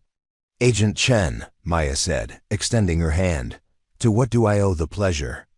Please tell me you're not here about another case." Chen smiled, but there was a serious undertone to her expression. "Actually, Major Rodriguez, I am here about a case, but not in the way you might think." Maya gestured for both women to sit, settling behind her desk with a growing sense of anticipation. "What can you tell me?" "The Thornton investigation has been used as a template for similar cases at 17 different military installations," Chun began. "Your testimony and the evidence we gathered have resulted in the conviction of 43 military personnel for various crimes ranging from sexual assault to human trafficking." Maya felt a surge of satisfaction mixed with sadness. 43 convictions meant 43 predators who could no longer harm others, but it also meant that the problem had been far more widespread than anyone had imagined. That's incredible," Maya said quietly, "but also horrifying that so many were involved." Patricia leaned forward, her expression intense. Maya, it gets better. The changes implemented as a result of the investigation have had a measurable impact on retention rates for female officers. Sexual assault reports are up, which is actually good news, because it means people feel safe coming forward, but verified incidents are down significantly. The culture is changing, Chun added. Slowly but measurably. Command climates are being evaluated more carefully. Officers who speak up are being protected more effectively, and predators are finding it much harder to operate with impunity. Maya absorbed this information, thinking about all the young officers who would serve in an environment where dignity and respect were more than just words in a regulation manual. Agent Chun, Patricia, this is wonderful news. But I sense there's something more you want to discuss. Chun and Patricia exchanged glances, and Patricia took the lead. Maya, how would you feel about taking on a broader leadership role in this effort? The Pentagon is establishing a new position, Director of Military Culture and Ethics, reporting directly to the Secretary of the Navy. It would be a joint service billet, focused on preventing abuse of power and creating accountability mechanisms throughout the military. Maya's breath caught. The position would represent a significant career change, moving her away from operational flying and test pilot duties into the realm of policy and institutional reform. It would also place her at the center of one of the most challenging issues facing the modern military. The job would come with promotion to lieutenant colonel, Patricia continued, and the opportunity to shape military culture on a scale that could affect hundreds of thousands of service members. Maya stood and walked to the window, watching her students execute another formation maneuver with precision and grace. She thought about her grandmother Rosa, who had risked everything to build a better life for her family. She thought about her parents, who had sacrificed to give her opportunities they never had. And she thought about all the young officers who would benefit from systemic changes to military culture. What would the job actually entail? Maya asked, turning back. To face her visitors. Agent Chun opened a briefing folder and extracted several documents. Policy development, oversight of sexual assault prevention programs, coordination with military justice personnel, and most importantly, cultural assessment and reform initiatives. You would have a team of investigators, policy analysts, and liaison officers working across all service branches. It's not a desk job, Patricia added quickly, knowing Maya's concerns about leaving operational aviation. You'd be traveling constantly, visiting installations, conducting climate assessments, and implementing reforms. Think of it as test pilot work for military culture rather than aircraft systems. The analogy resonated with Maya. As a test pilot, she had spent her career identifying problems with complex systems and developing solutions that would keep other aviators safe. This position would allow her to apply the same analytical approach to an even more complex system, the culture and leadership structure of the United States military. Agent Chun, what kind of support would I have? This seems like the kind of job that could make a lot of enemies among people who prefer the old ways of doing business. Chun's expression was grim but determined. Major Rodriguez, you would have the full support of NCIS, the FBI, and the Defense Criminal Investigative Service. More importantly, you would have the explicit backing of the Secretary of Defense and the Joint Chiefs of Staff. The military leadership has finally recognized that cultural reform isn't just a moral imperative, it's an operational necessity. Maya considered the offer, weighing the personal costs against the potential for systemic change. Accepting the position would mean leaving test pilot school, giving up the hands-on flying that had defined her identity for over a decade. But it would also mean the opportunity to ensure that future generations of military personnel could serve with dignity and respect, free from the predatory behavior that had nearly destroyed her own career. I need to think about this, Maya said finally. When do you need an answer?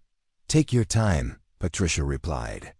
But Maya, I hope you'll seriously consider it. You've already proven that one person with courage can make an enormous difference. Imagine what you could accomplish with the resources and authority of a Pentagon-level position. After her visitors left, Maya spent the rest of the afternoon reviewing student, flight test reports, and preparing for the evening's academic lectures. But her mind kept returning to the conversation with Chun and Patricia.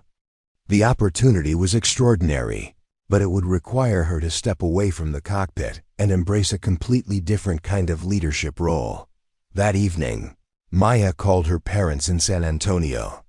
Carlos and Maria Rodriguez had watched their daughter's career with pride and concern, supporting her through the trauma of the assault and trial while marveling at her subsequent achievements. They deserved to be part of this decision. Mia, her father said after she explained the job offer, your grandmother Rosa used to say that God gives us opportunities to serve others, but we have to be brave enough to accept them. This sounds like one of those opportunities. Her mother's voice was warm with emotion. Maya, we're so proud of everything you've accomplished. But more than that, we're proud of the woman you've become. Whatever you decide, we'll support you completely. The conversation with her parents clarified something important for Maya. Her career in aviation had been about personal achievement and the pursuit of excellence. This new opportunity was about service in its purest form, using her experience and position to protect others and improve the institution she loved. The next morning brought a call from an unexpected source, Admiral Patricia Phoenix Nelson, the first female chief of naval operations. Admiral Nelson had earned her own nickname through exceptional leadership during the Iraq War, and her appointment to the Navy's highest position had been hailed as a breakthrough for women in military leadership. Major Rodriguez, Admiral Nelson said without preamble, I understand you're considering the Director of Military Culture and Ethics position. I wanted to speak with you personally about the importance of this role.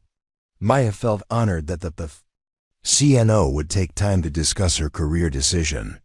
Admiral, I'm certainly interested, but I want to ensure I understand the full scope of the responsibility. Major Rodriguez, let me be direct. The military is at a crossroads. We can either continue to lose talented personnel to toxic leadership and predatory behavior, or we can fundamentally change our culture to reflect the values we claim to espouse. This position represents our best opportunity to choose the right path.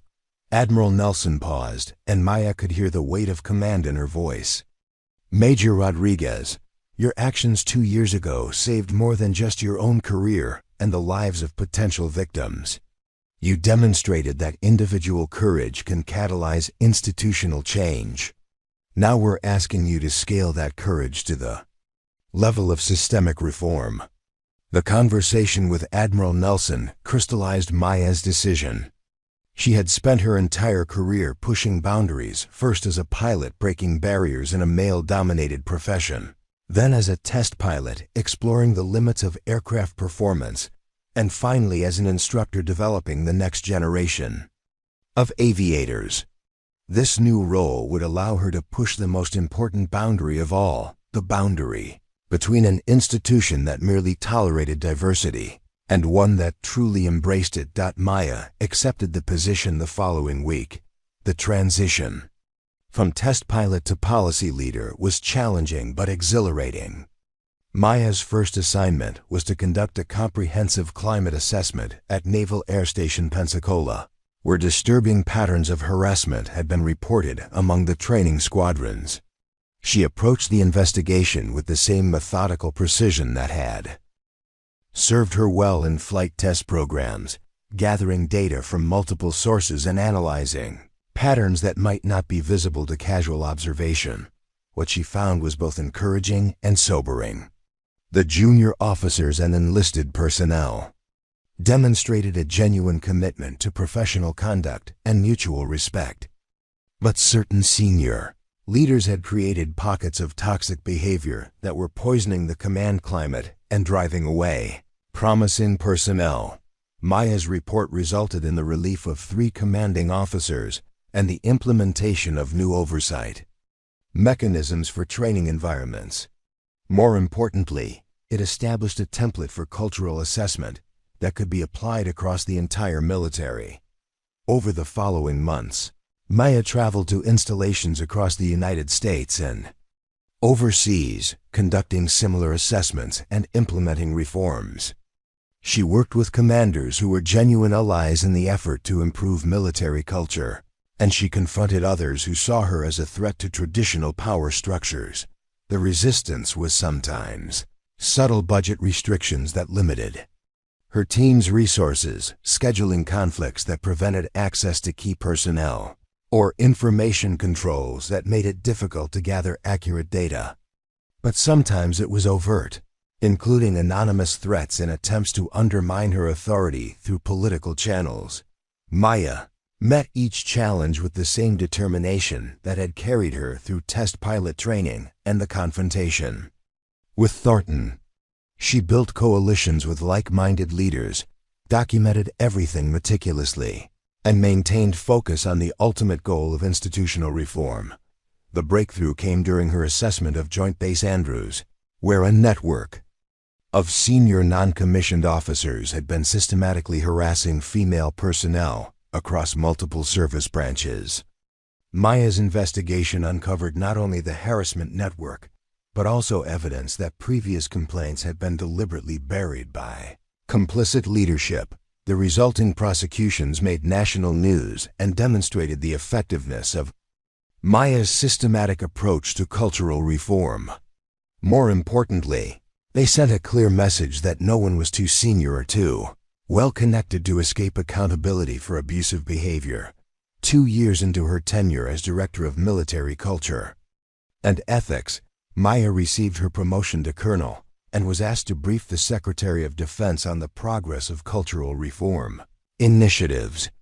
Standing in the Pentagon's executive conference room, facing the most senior military leaders in the nation, she thought about the journey that had brought her to this moment. "Mr. Secretary," Maya began, "2 years ago we identified toxic leadership and abusive behavior as critical threats to military readiness and retention. Today, I can report measurable progress in addressing these challenges." She presented statistics showing increased retention rates among female personnel, improved scores on command climate surveys, and growing confidence in the military justice system's ability to address misconduct. But the most powerful evidence was qualitative stories from young officers who felt safe to report problems, commanders who had embraced inclusive leadership practices, and units that had transformed their cultures through sustained effort. "Colonel Rodriguez," the Secretary of Defense asked, "what's the most important lesson you've learned in this role?" Maya considered the question carefully. "Sir, the most important lesson is that cultural change requires individual courage scaled to institutional commitment. No policy or regulation can substitute for leaders who are willing to stand up for what's right, even when it's difficult or unpopular."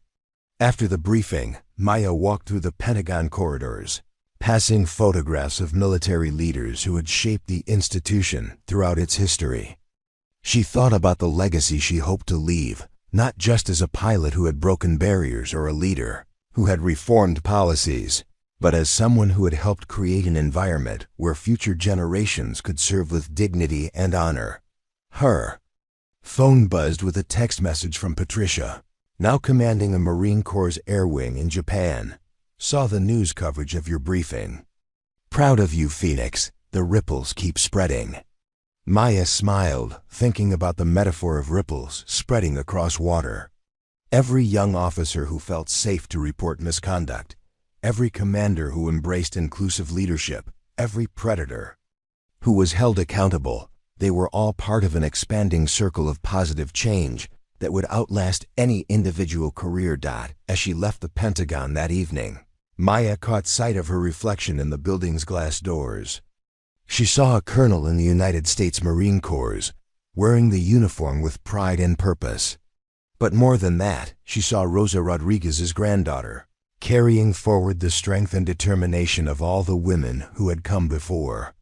Her, the girl who had once watched aircraft overhead in San Antonio, dreaming of flight and service, had become a woman who was helping to transform the very institution she had dreamed of joining.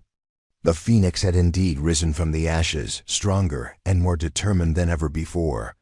5 years later, the auditorium at the United States Naval Academy was filled to capacity with midshipmen in their crisp white uniforms, their young faces reflecting a mixture of attention and anticipation.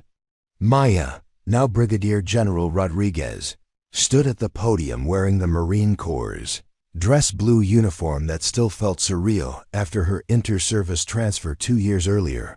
The silver star on her collar caught the auditorium lights, but it was the intensity in her dark eyes that commanded the room's complete attention.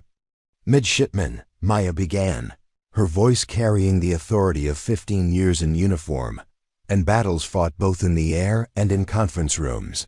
"Today I want to talk to you about a different kind of courage than what you might expect to discuss." In a military setting, the hall was absolutely silent. Maya's reputation had preceded her, the pilot who had broken a predator's arm, the officer who had transformed military culture, the leader who had risen from captain to general in less than a decade through sheer competence and moral courage. These young people had grown up hearing her story, but few understood the full scope of her impact on the institution they hoped to serve. 7 years ago, I was a captain in the Navy, assigned to a fighter squadron and focused primarily on advancing my own career. I thought courage meant pulling high Gs in a Super Hornet or threading the needle between surface-to-air missiles in a combat zone. I was wrong. Maya paused, scanning the faces before her.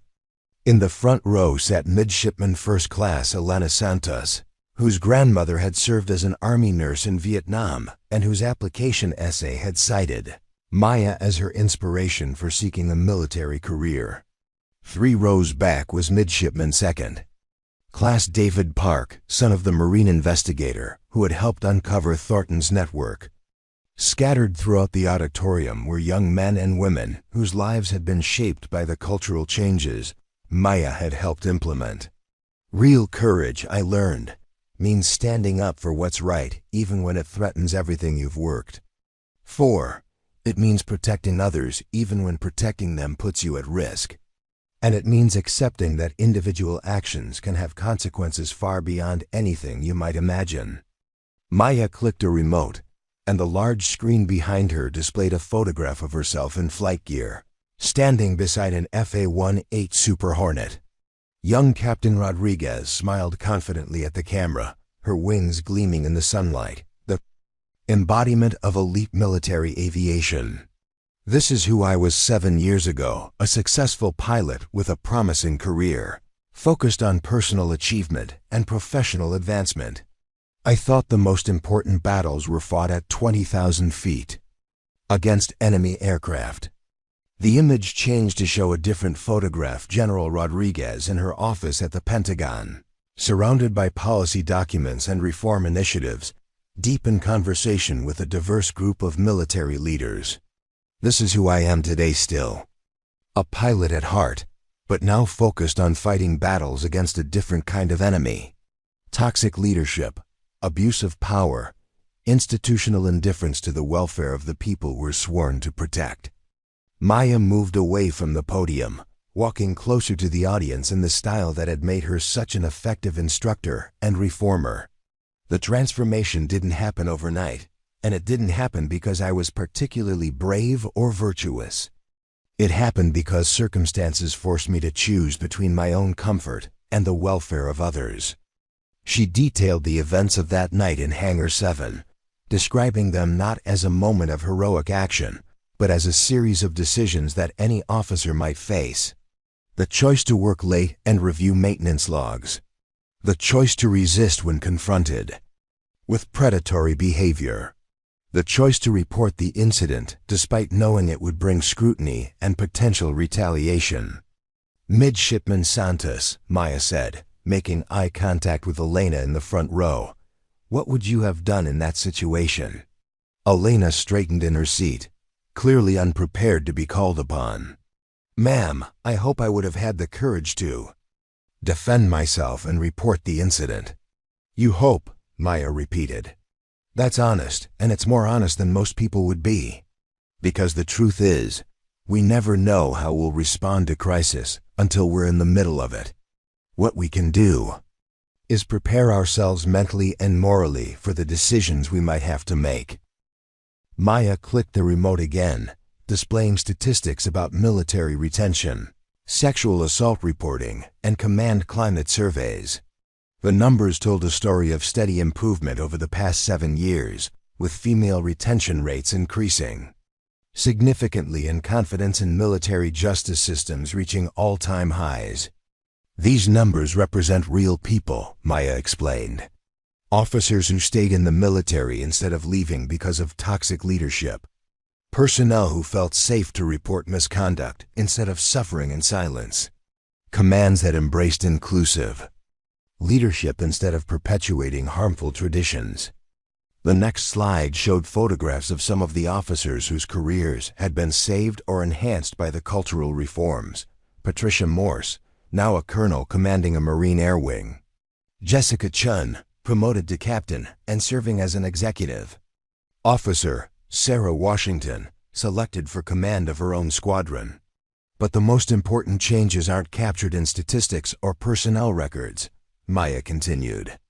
They're reflected in the stories of individual service members who were protected from predators, who were given opportunities based on merit rather than connections, who were able to serve with dignity and respect.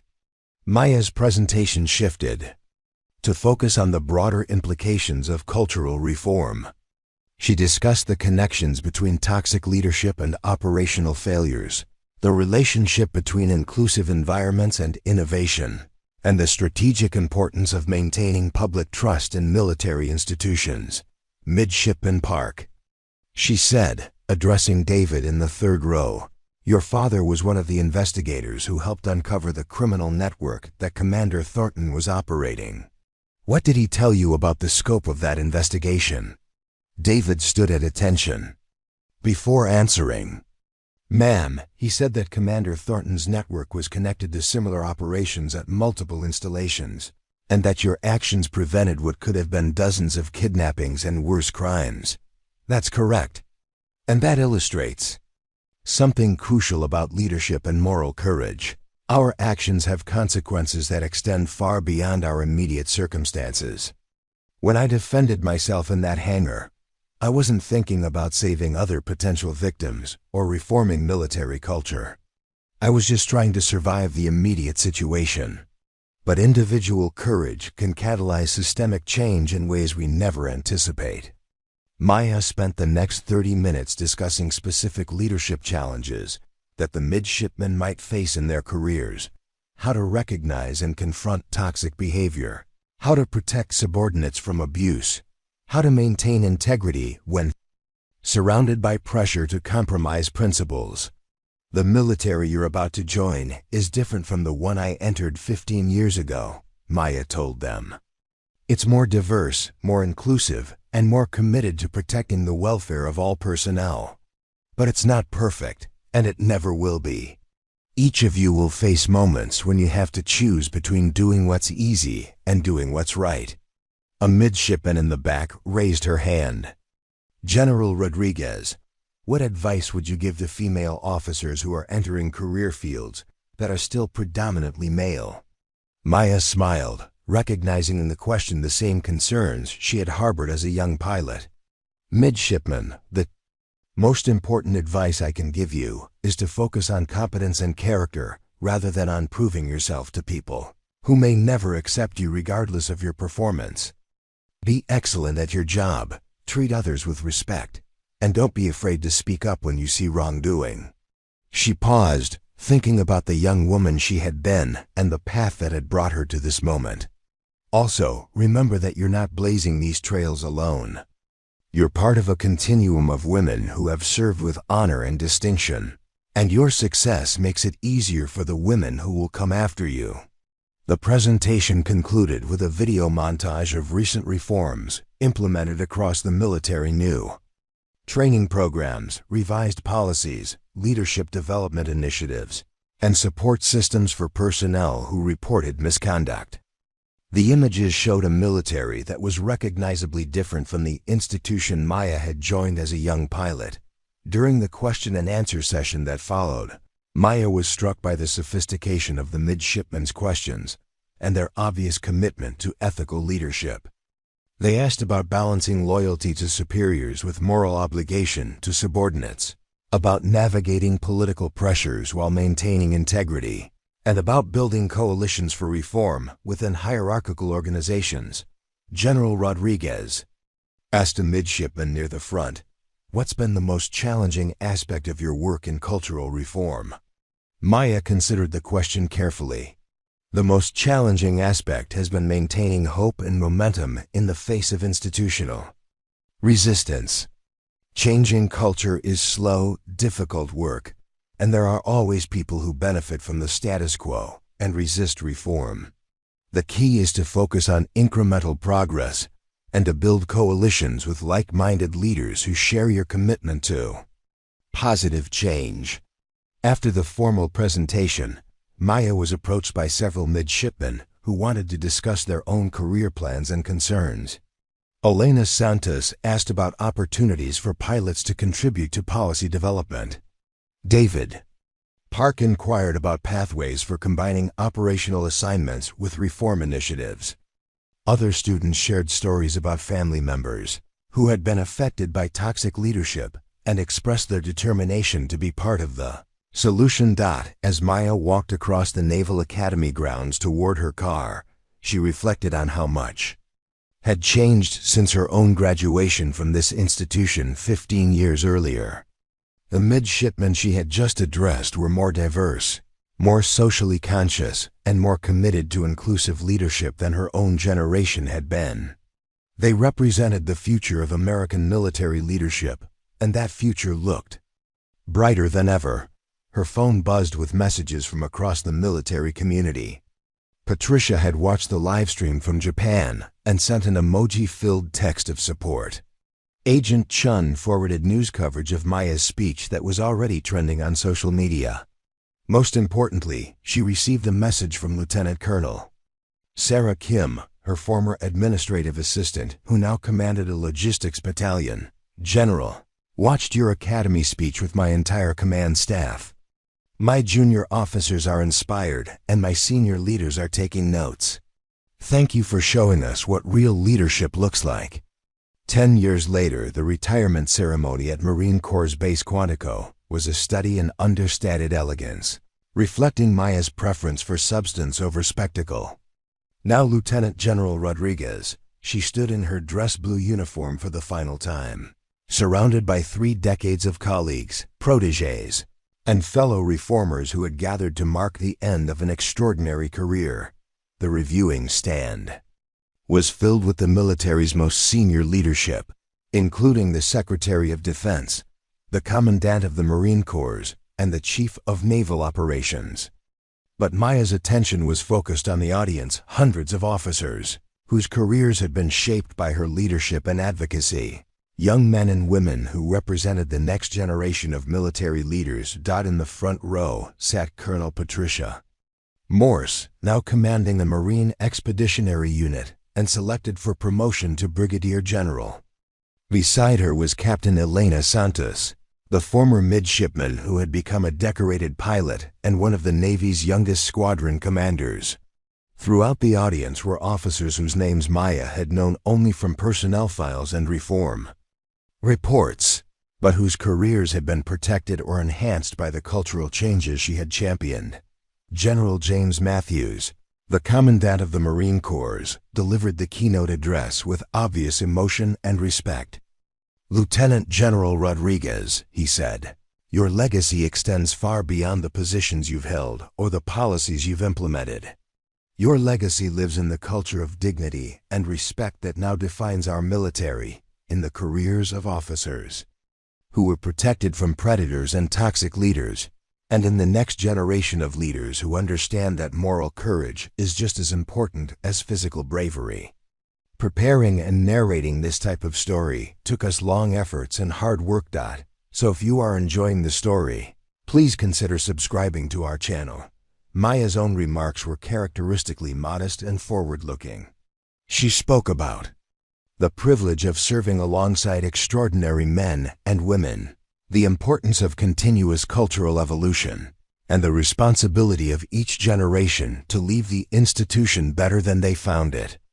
Military service, she concluded, is ultimately about something larger than individual achievement or personal advancement. It's about protecting others, defending our values, and ensuring that future generations can serve with honor and dignity. The battles we fought against toxic leadership and abuse of power are just as important as the battles we fought against foreign enemies, because they're battles for the soul of our institution. As the ceremony concluded with the traditional passing of the colors and Maya's final salute as an active duty officer, she felt a profound sense of completion. The girl who had watched aircraft overhead in San Antonio, dreaming of flight and service, had become a woman who had transformed the very institution she had dreamed of joining. 15 years later, the small office in downtown Arlington was a far cry from the Pentagon conference rooms and military installations where Maya had spent most of her career, but it suited her perfectly.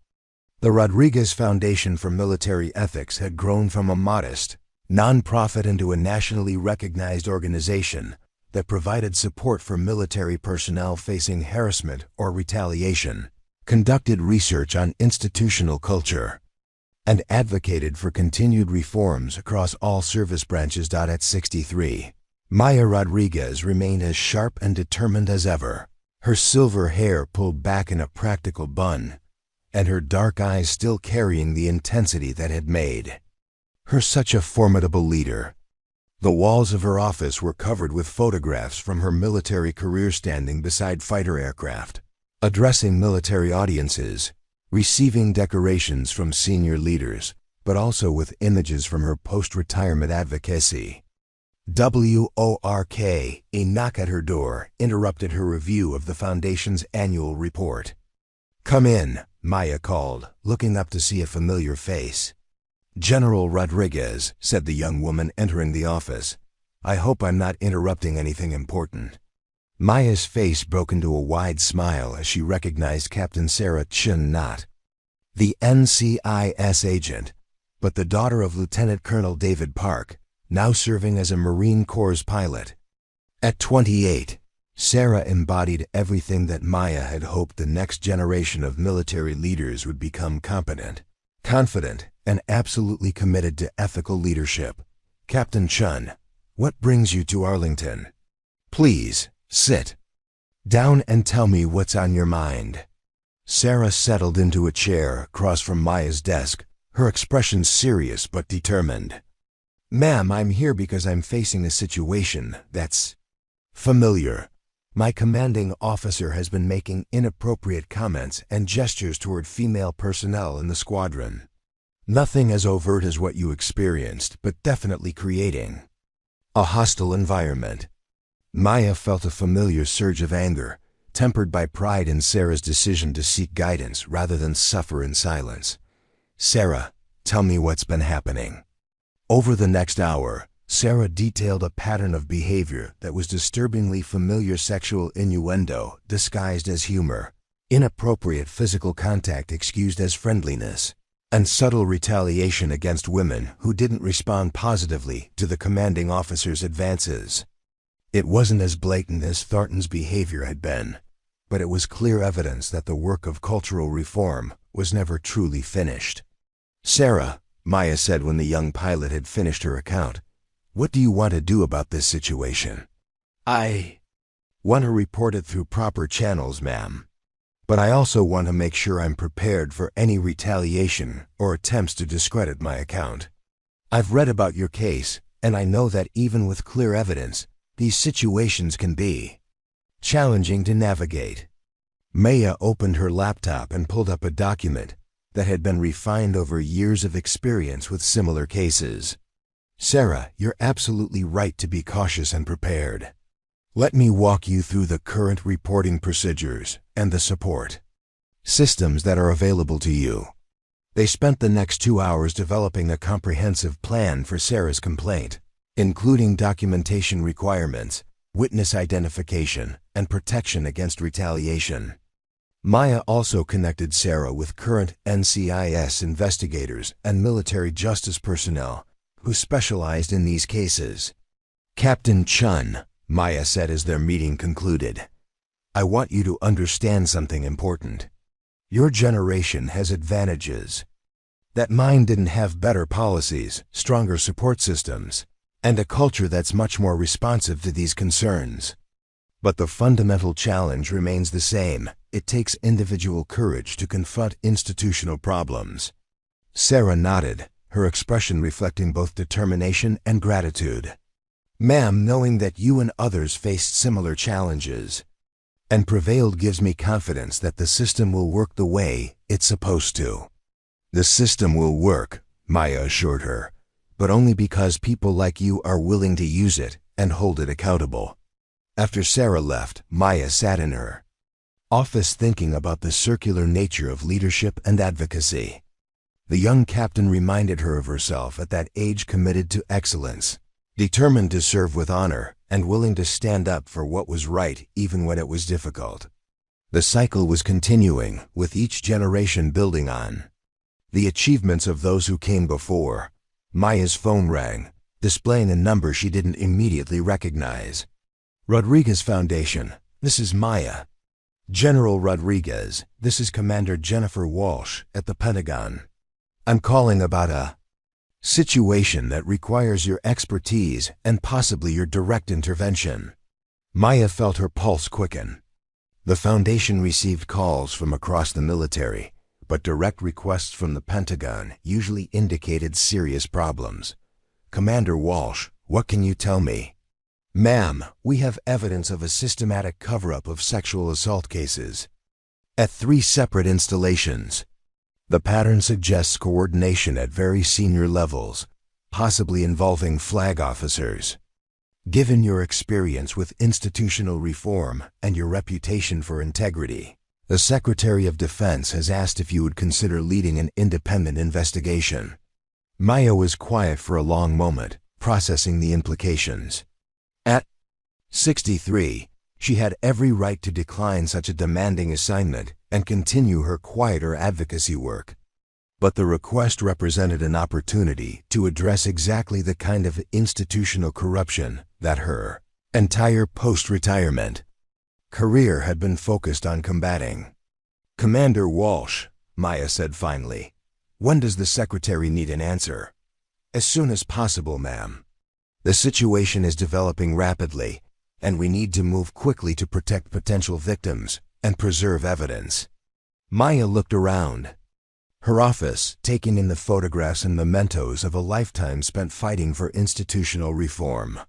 Her grandmother Rosa's voice echoed in her memory. Never let anyone make you small, Mia. Rosa had risked everything to build a better life for her family. Maya's parents had sacrificed to give her opportunities they never had. Now at 63, she was being asked to risk her comfortable retirement to protect others and defend the institution she loved. Commander Walsh, please inform the Secretary that I accept the assignment. I can be at the Pentagon tomorrow morning to begin the investigation. As Maya ended the call, she felt the familiar surge of purpose that had driven her throughout her military career and beyond. The battles against toxic leadership and institutional corruption were never truly over. They required constant vigilance and the willingness of each generation to stand up for what was right. She thought about Captain Sarah Chun, facing her own moment of truth with a predatory commanding officer. She thought about Patricia Morse, now a general herself and continuing the work of cultural reform in her own commands. She thought about Alina Santos and David Park and all the other young officers whose careers had been shaped by the changes she had helped implement. Most of all, she thought about the young women and men who were just beginning their military careers, full of dreams and determination to serve their country with honor. They deserved to serve in an institution that protected them, respected them, and gave them opportunities based on merit rather than connections or willingness to tolerate abuse. Maya Rodriguez had risen from the ashes of that night in Hangar 7 to become one of the most influential military leaders of her generation. But her greatest achievement wasn't the rank she had attained or the policies she had implemented. It was the culture of dignity and respect that she had helped create, a culture that would outlast any individual career and continue to protect future generations of service members. At 63, the Phoenix was still rising, still fighting, still refusing to let anyone make her or anyone else small. She picked up her phone to call Patricia, Sarah Chun, and the rest of her network. There was work to be done. 20 years later, the memorial service at Arlington National Cemetery was a tribute not just to Lieutenant General Maya Phoenix Rodriguez, but to a lifetime of service that had transformed American military culture. Maya had passed peacefully at the age of 78, surrounded by family and the officers whose careers she had shaped and protected. Throughout her extraordinary life, the ceremony was attended by the highest levels of military and civilian leadership, but also by hundreds of officers whose lives had been touched by Maya's advocacy and reform work. General Patricia Morse, now retired and serving as Secretary of Veterans Affairs, delivered the primary eulogy. Admiral Elena Santos, the Chief of Naval Operations, spoke about Maya's legacy in naval aviation. General David Park, Commandant of the Marine Corps, represented the service that had adopted Maya in her later career. But perhaps the most moving tribute came from Colonel Sarah Chun, the young pilot who had sought Maya's guidance decades earlier and who now served as Director of Military Culture and Ethics, the position Maya had once held.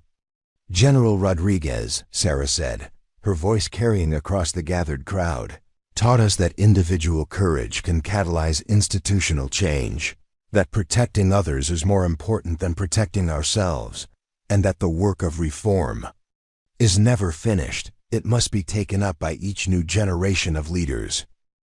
As Maya's casket was lowered into the ground with full military honors, the crowd included not just current military personnel, but also civilian advocates, policy researchers, and dozens of women who had left military service years earlier, but had returned to honor the leader who had made their service possible.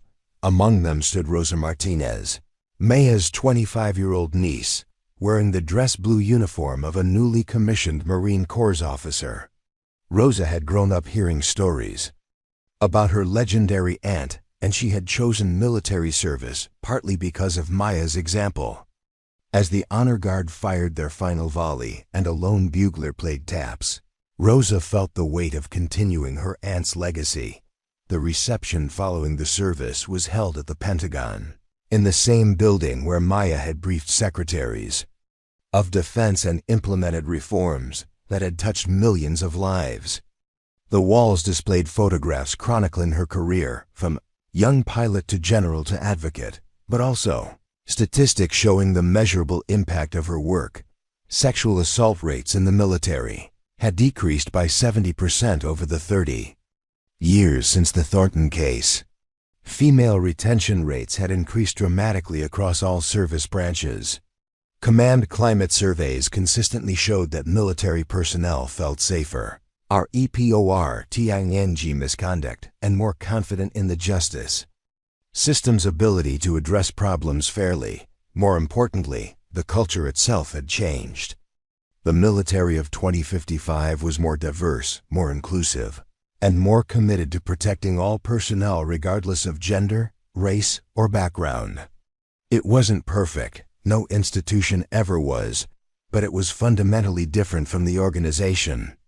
Maya had joined as a young pilot decades earlier. General Patricia Morse approached Rosa during the reception, her weathered face showing the effects of 35 years in uniform, but her eyes still bright with the intensity that had made her one of the Marine Corps' most respected leaders. "You must be Rosa," Patricia said, extending her hand. "You're Aunt talked about you constantly. She was so proud when you received your commission. Rosa shook Patricia's hand, feeling honored to meet one of her aunt's closest friends and colleagues.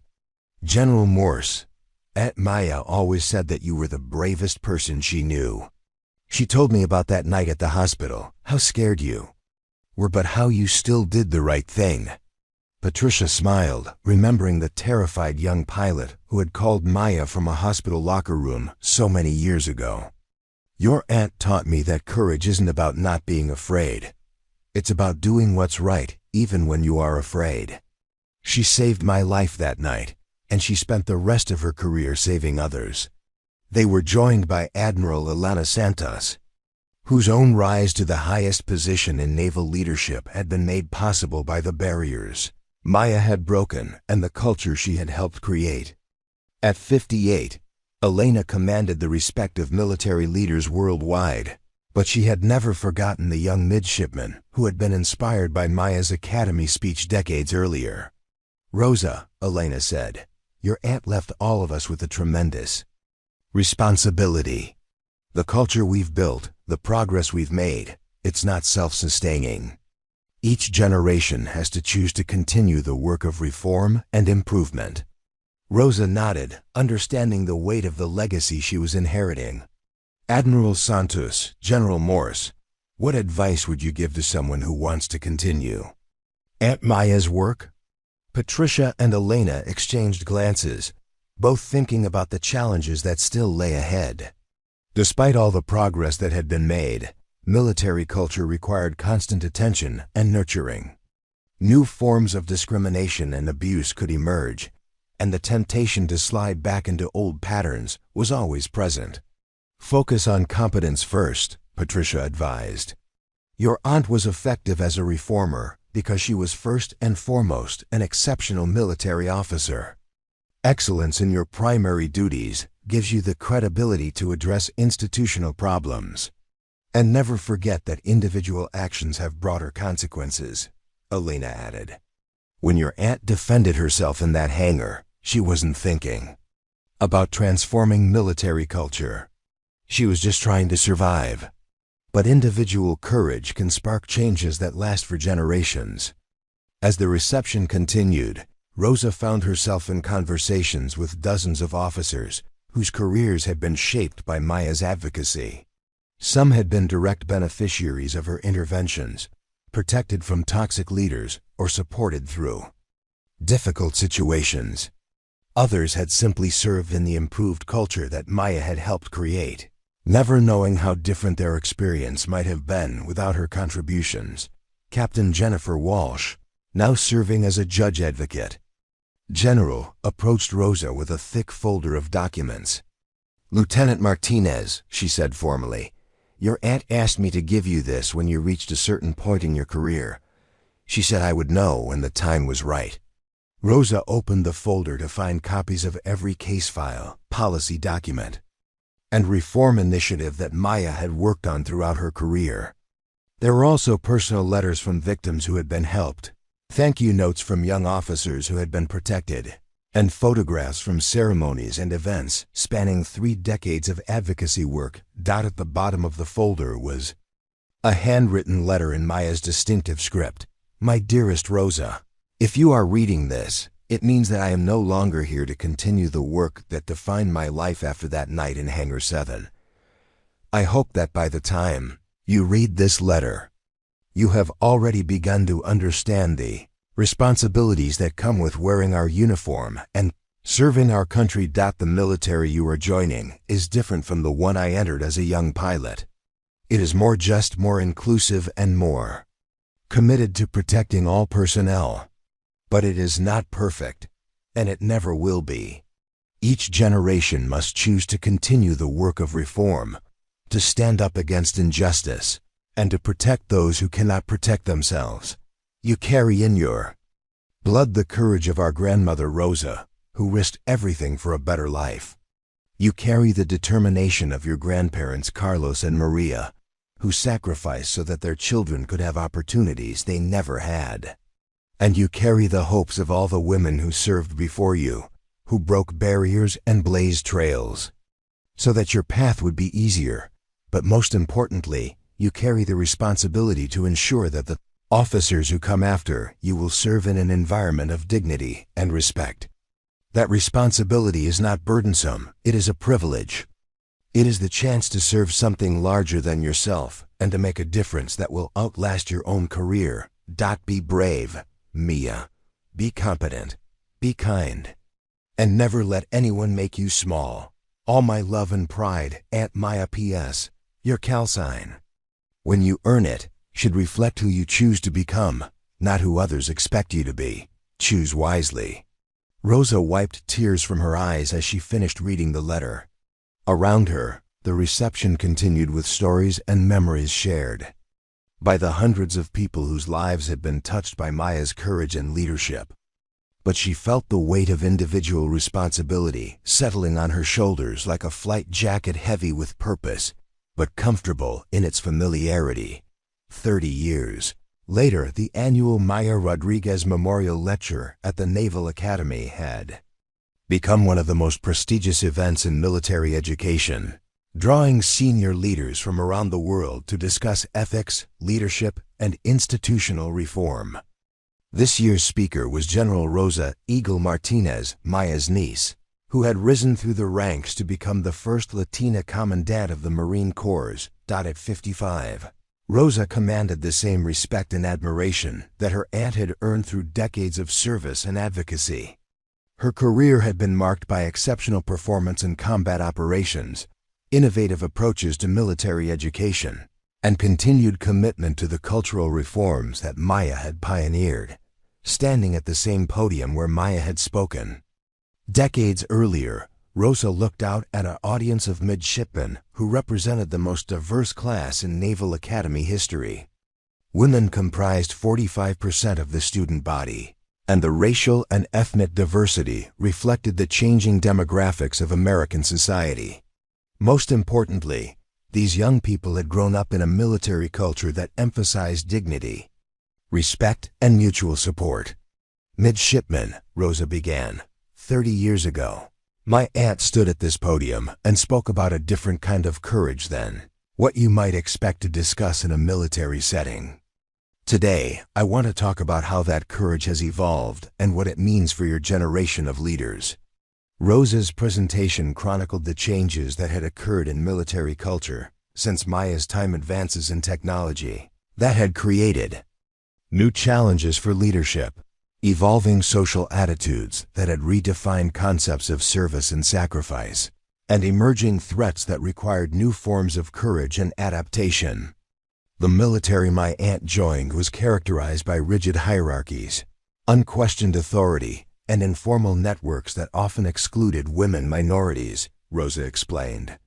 The military you are about to join is more collaborative, more accountable, and more committed to developing the full potential of all personnel. She displayed statistics showing that the modern military had achieved near parity in retention rates across gender and racial lines, that reports of sexual harassment and assault had decreased to historic lows, and that confidence in military justice systems was at an all-time high. But the most important changes, Rosa continued, are not captured in statistics. They are reflected in the fact that young officers like yourselves can focus on excellence in your chosen fields rather than on navigating hostile environments or protecting yourselves from predators.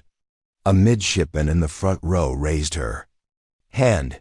General Martinez, what challenges do you think our generation will face that are different from those your aunt confronted? Rosa considered the question carefully. Midshipman, your generation will face challenges that my aunt could never have imagined: cyber warfare, artificial intelligence, climate change, and social media environments that can amplify both positive and negative behaviors. But the fundamental principles remain the same: competence, character, and the courage to do what's right, even when it's difficult. The lecture concluded with Rosa reading from Maya's final journal entry, written just weeks before her death: the work of reform is never finished. Each generation must choose anew to uphold the values we claim to serve. The young officers entering the military today are better prepared and better supported than any generation before them. But they will face their own moments of truth, their own choices between convenience and conscience. My prayer is that they will choose courage, that they will protect each other, and that they will continue to build the military that our nation deserves. As the midshipmen filed out of the auditorium, Rosa remained at the podium, thinking about the journey that had brought her family from poverty in Mexico to the highest levels of American military leadership.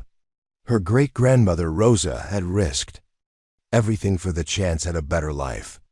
Her Aunt Maya had transformed an institution through individual courage and sustained advocacy. Now it was Rosa's turn to carry the legacy forward. Her phone buzzed with a message from Colonel Sarah Chun, Maya's former protégé who now served as Rosa's deputy at Marine Corps headquarters. General, watching the live stream from Quantico. Maya would be so proud. The ripples keep spreading. Rosa smiled, thinking about the metaphor that had become central to Maya's legacy. Every act of courage, every stand against injustice, every protection of the vulnerable created ripples that spread outward in ways that could never be fully measured or understood. Maya's refusal to be victimized in a hangar 30 years ago had created ripples that were still spreading, still protecting others, still transforming the institution she had loved and served. As Rosa left the academy and drove through the streets of Annapolis, she passed groups of midshipmen walking to classes and training sessions.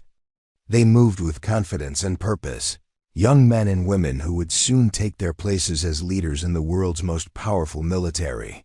They would face challenges that Rosa could not imagine, but they would face them with the moral foundation that Maya had helped to build. The phoenix had indeed risen from the ashes, not just once, but repeatedly. In each new generation of leaders who chose courage over convenience, who protected others rather than themselves, and who understood that true strength came from service to something larger than individual ambition. Maya Rodriguez's greatest victory was not the broken arm that had stopped one predator or the policies that had protected thousands of personnel. Her greatest victory was the culture of dignity and respect that had become so deeply embedded in military institutions that young officers could hardly imagine it being any other way. The little girl who had watched aircraft overhead in San Antonio, dreaming of flight and service, had become a woman whose legacy would protect and inspire military personnel for generations to come. And in conference rooms and command centers around the world, in the daily decisions of officers who chose integrity over expediency, in the courage of young men and women who stood up for what was right, Maya Rodriguez continued to serve. Phoenix flies eternal, carried aloft on wings of courage and sustained by the unshakable belief that individual actions can change the world.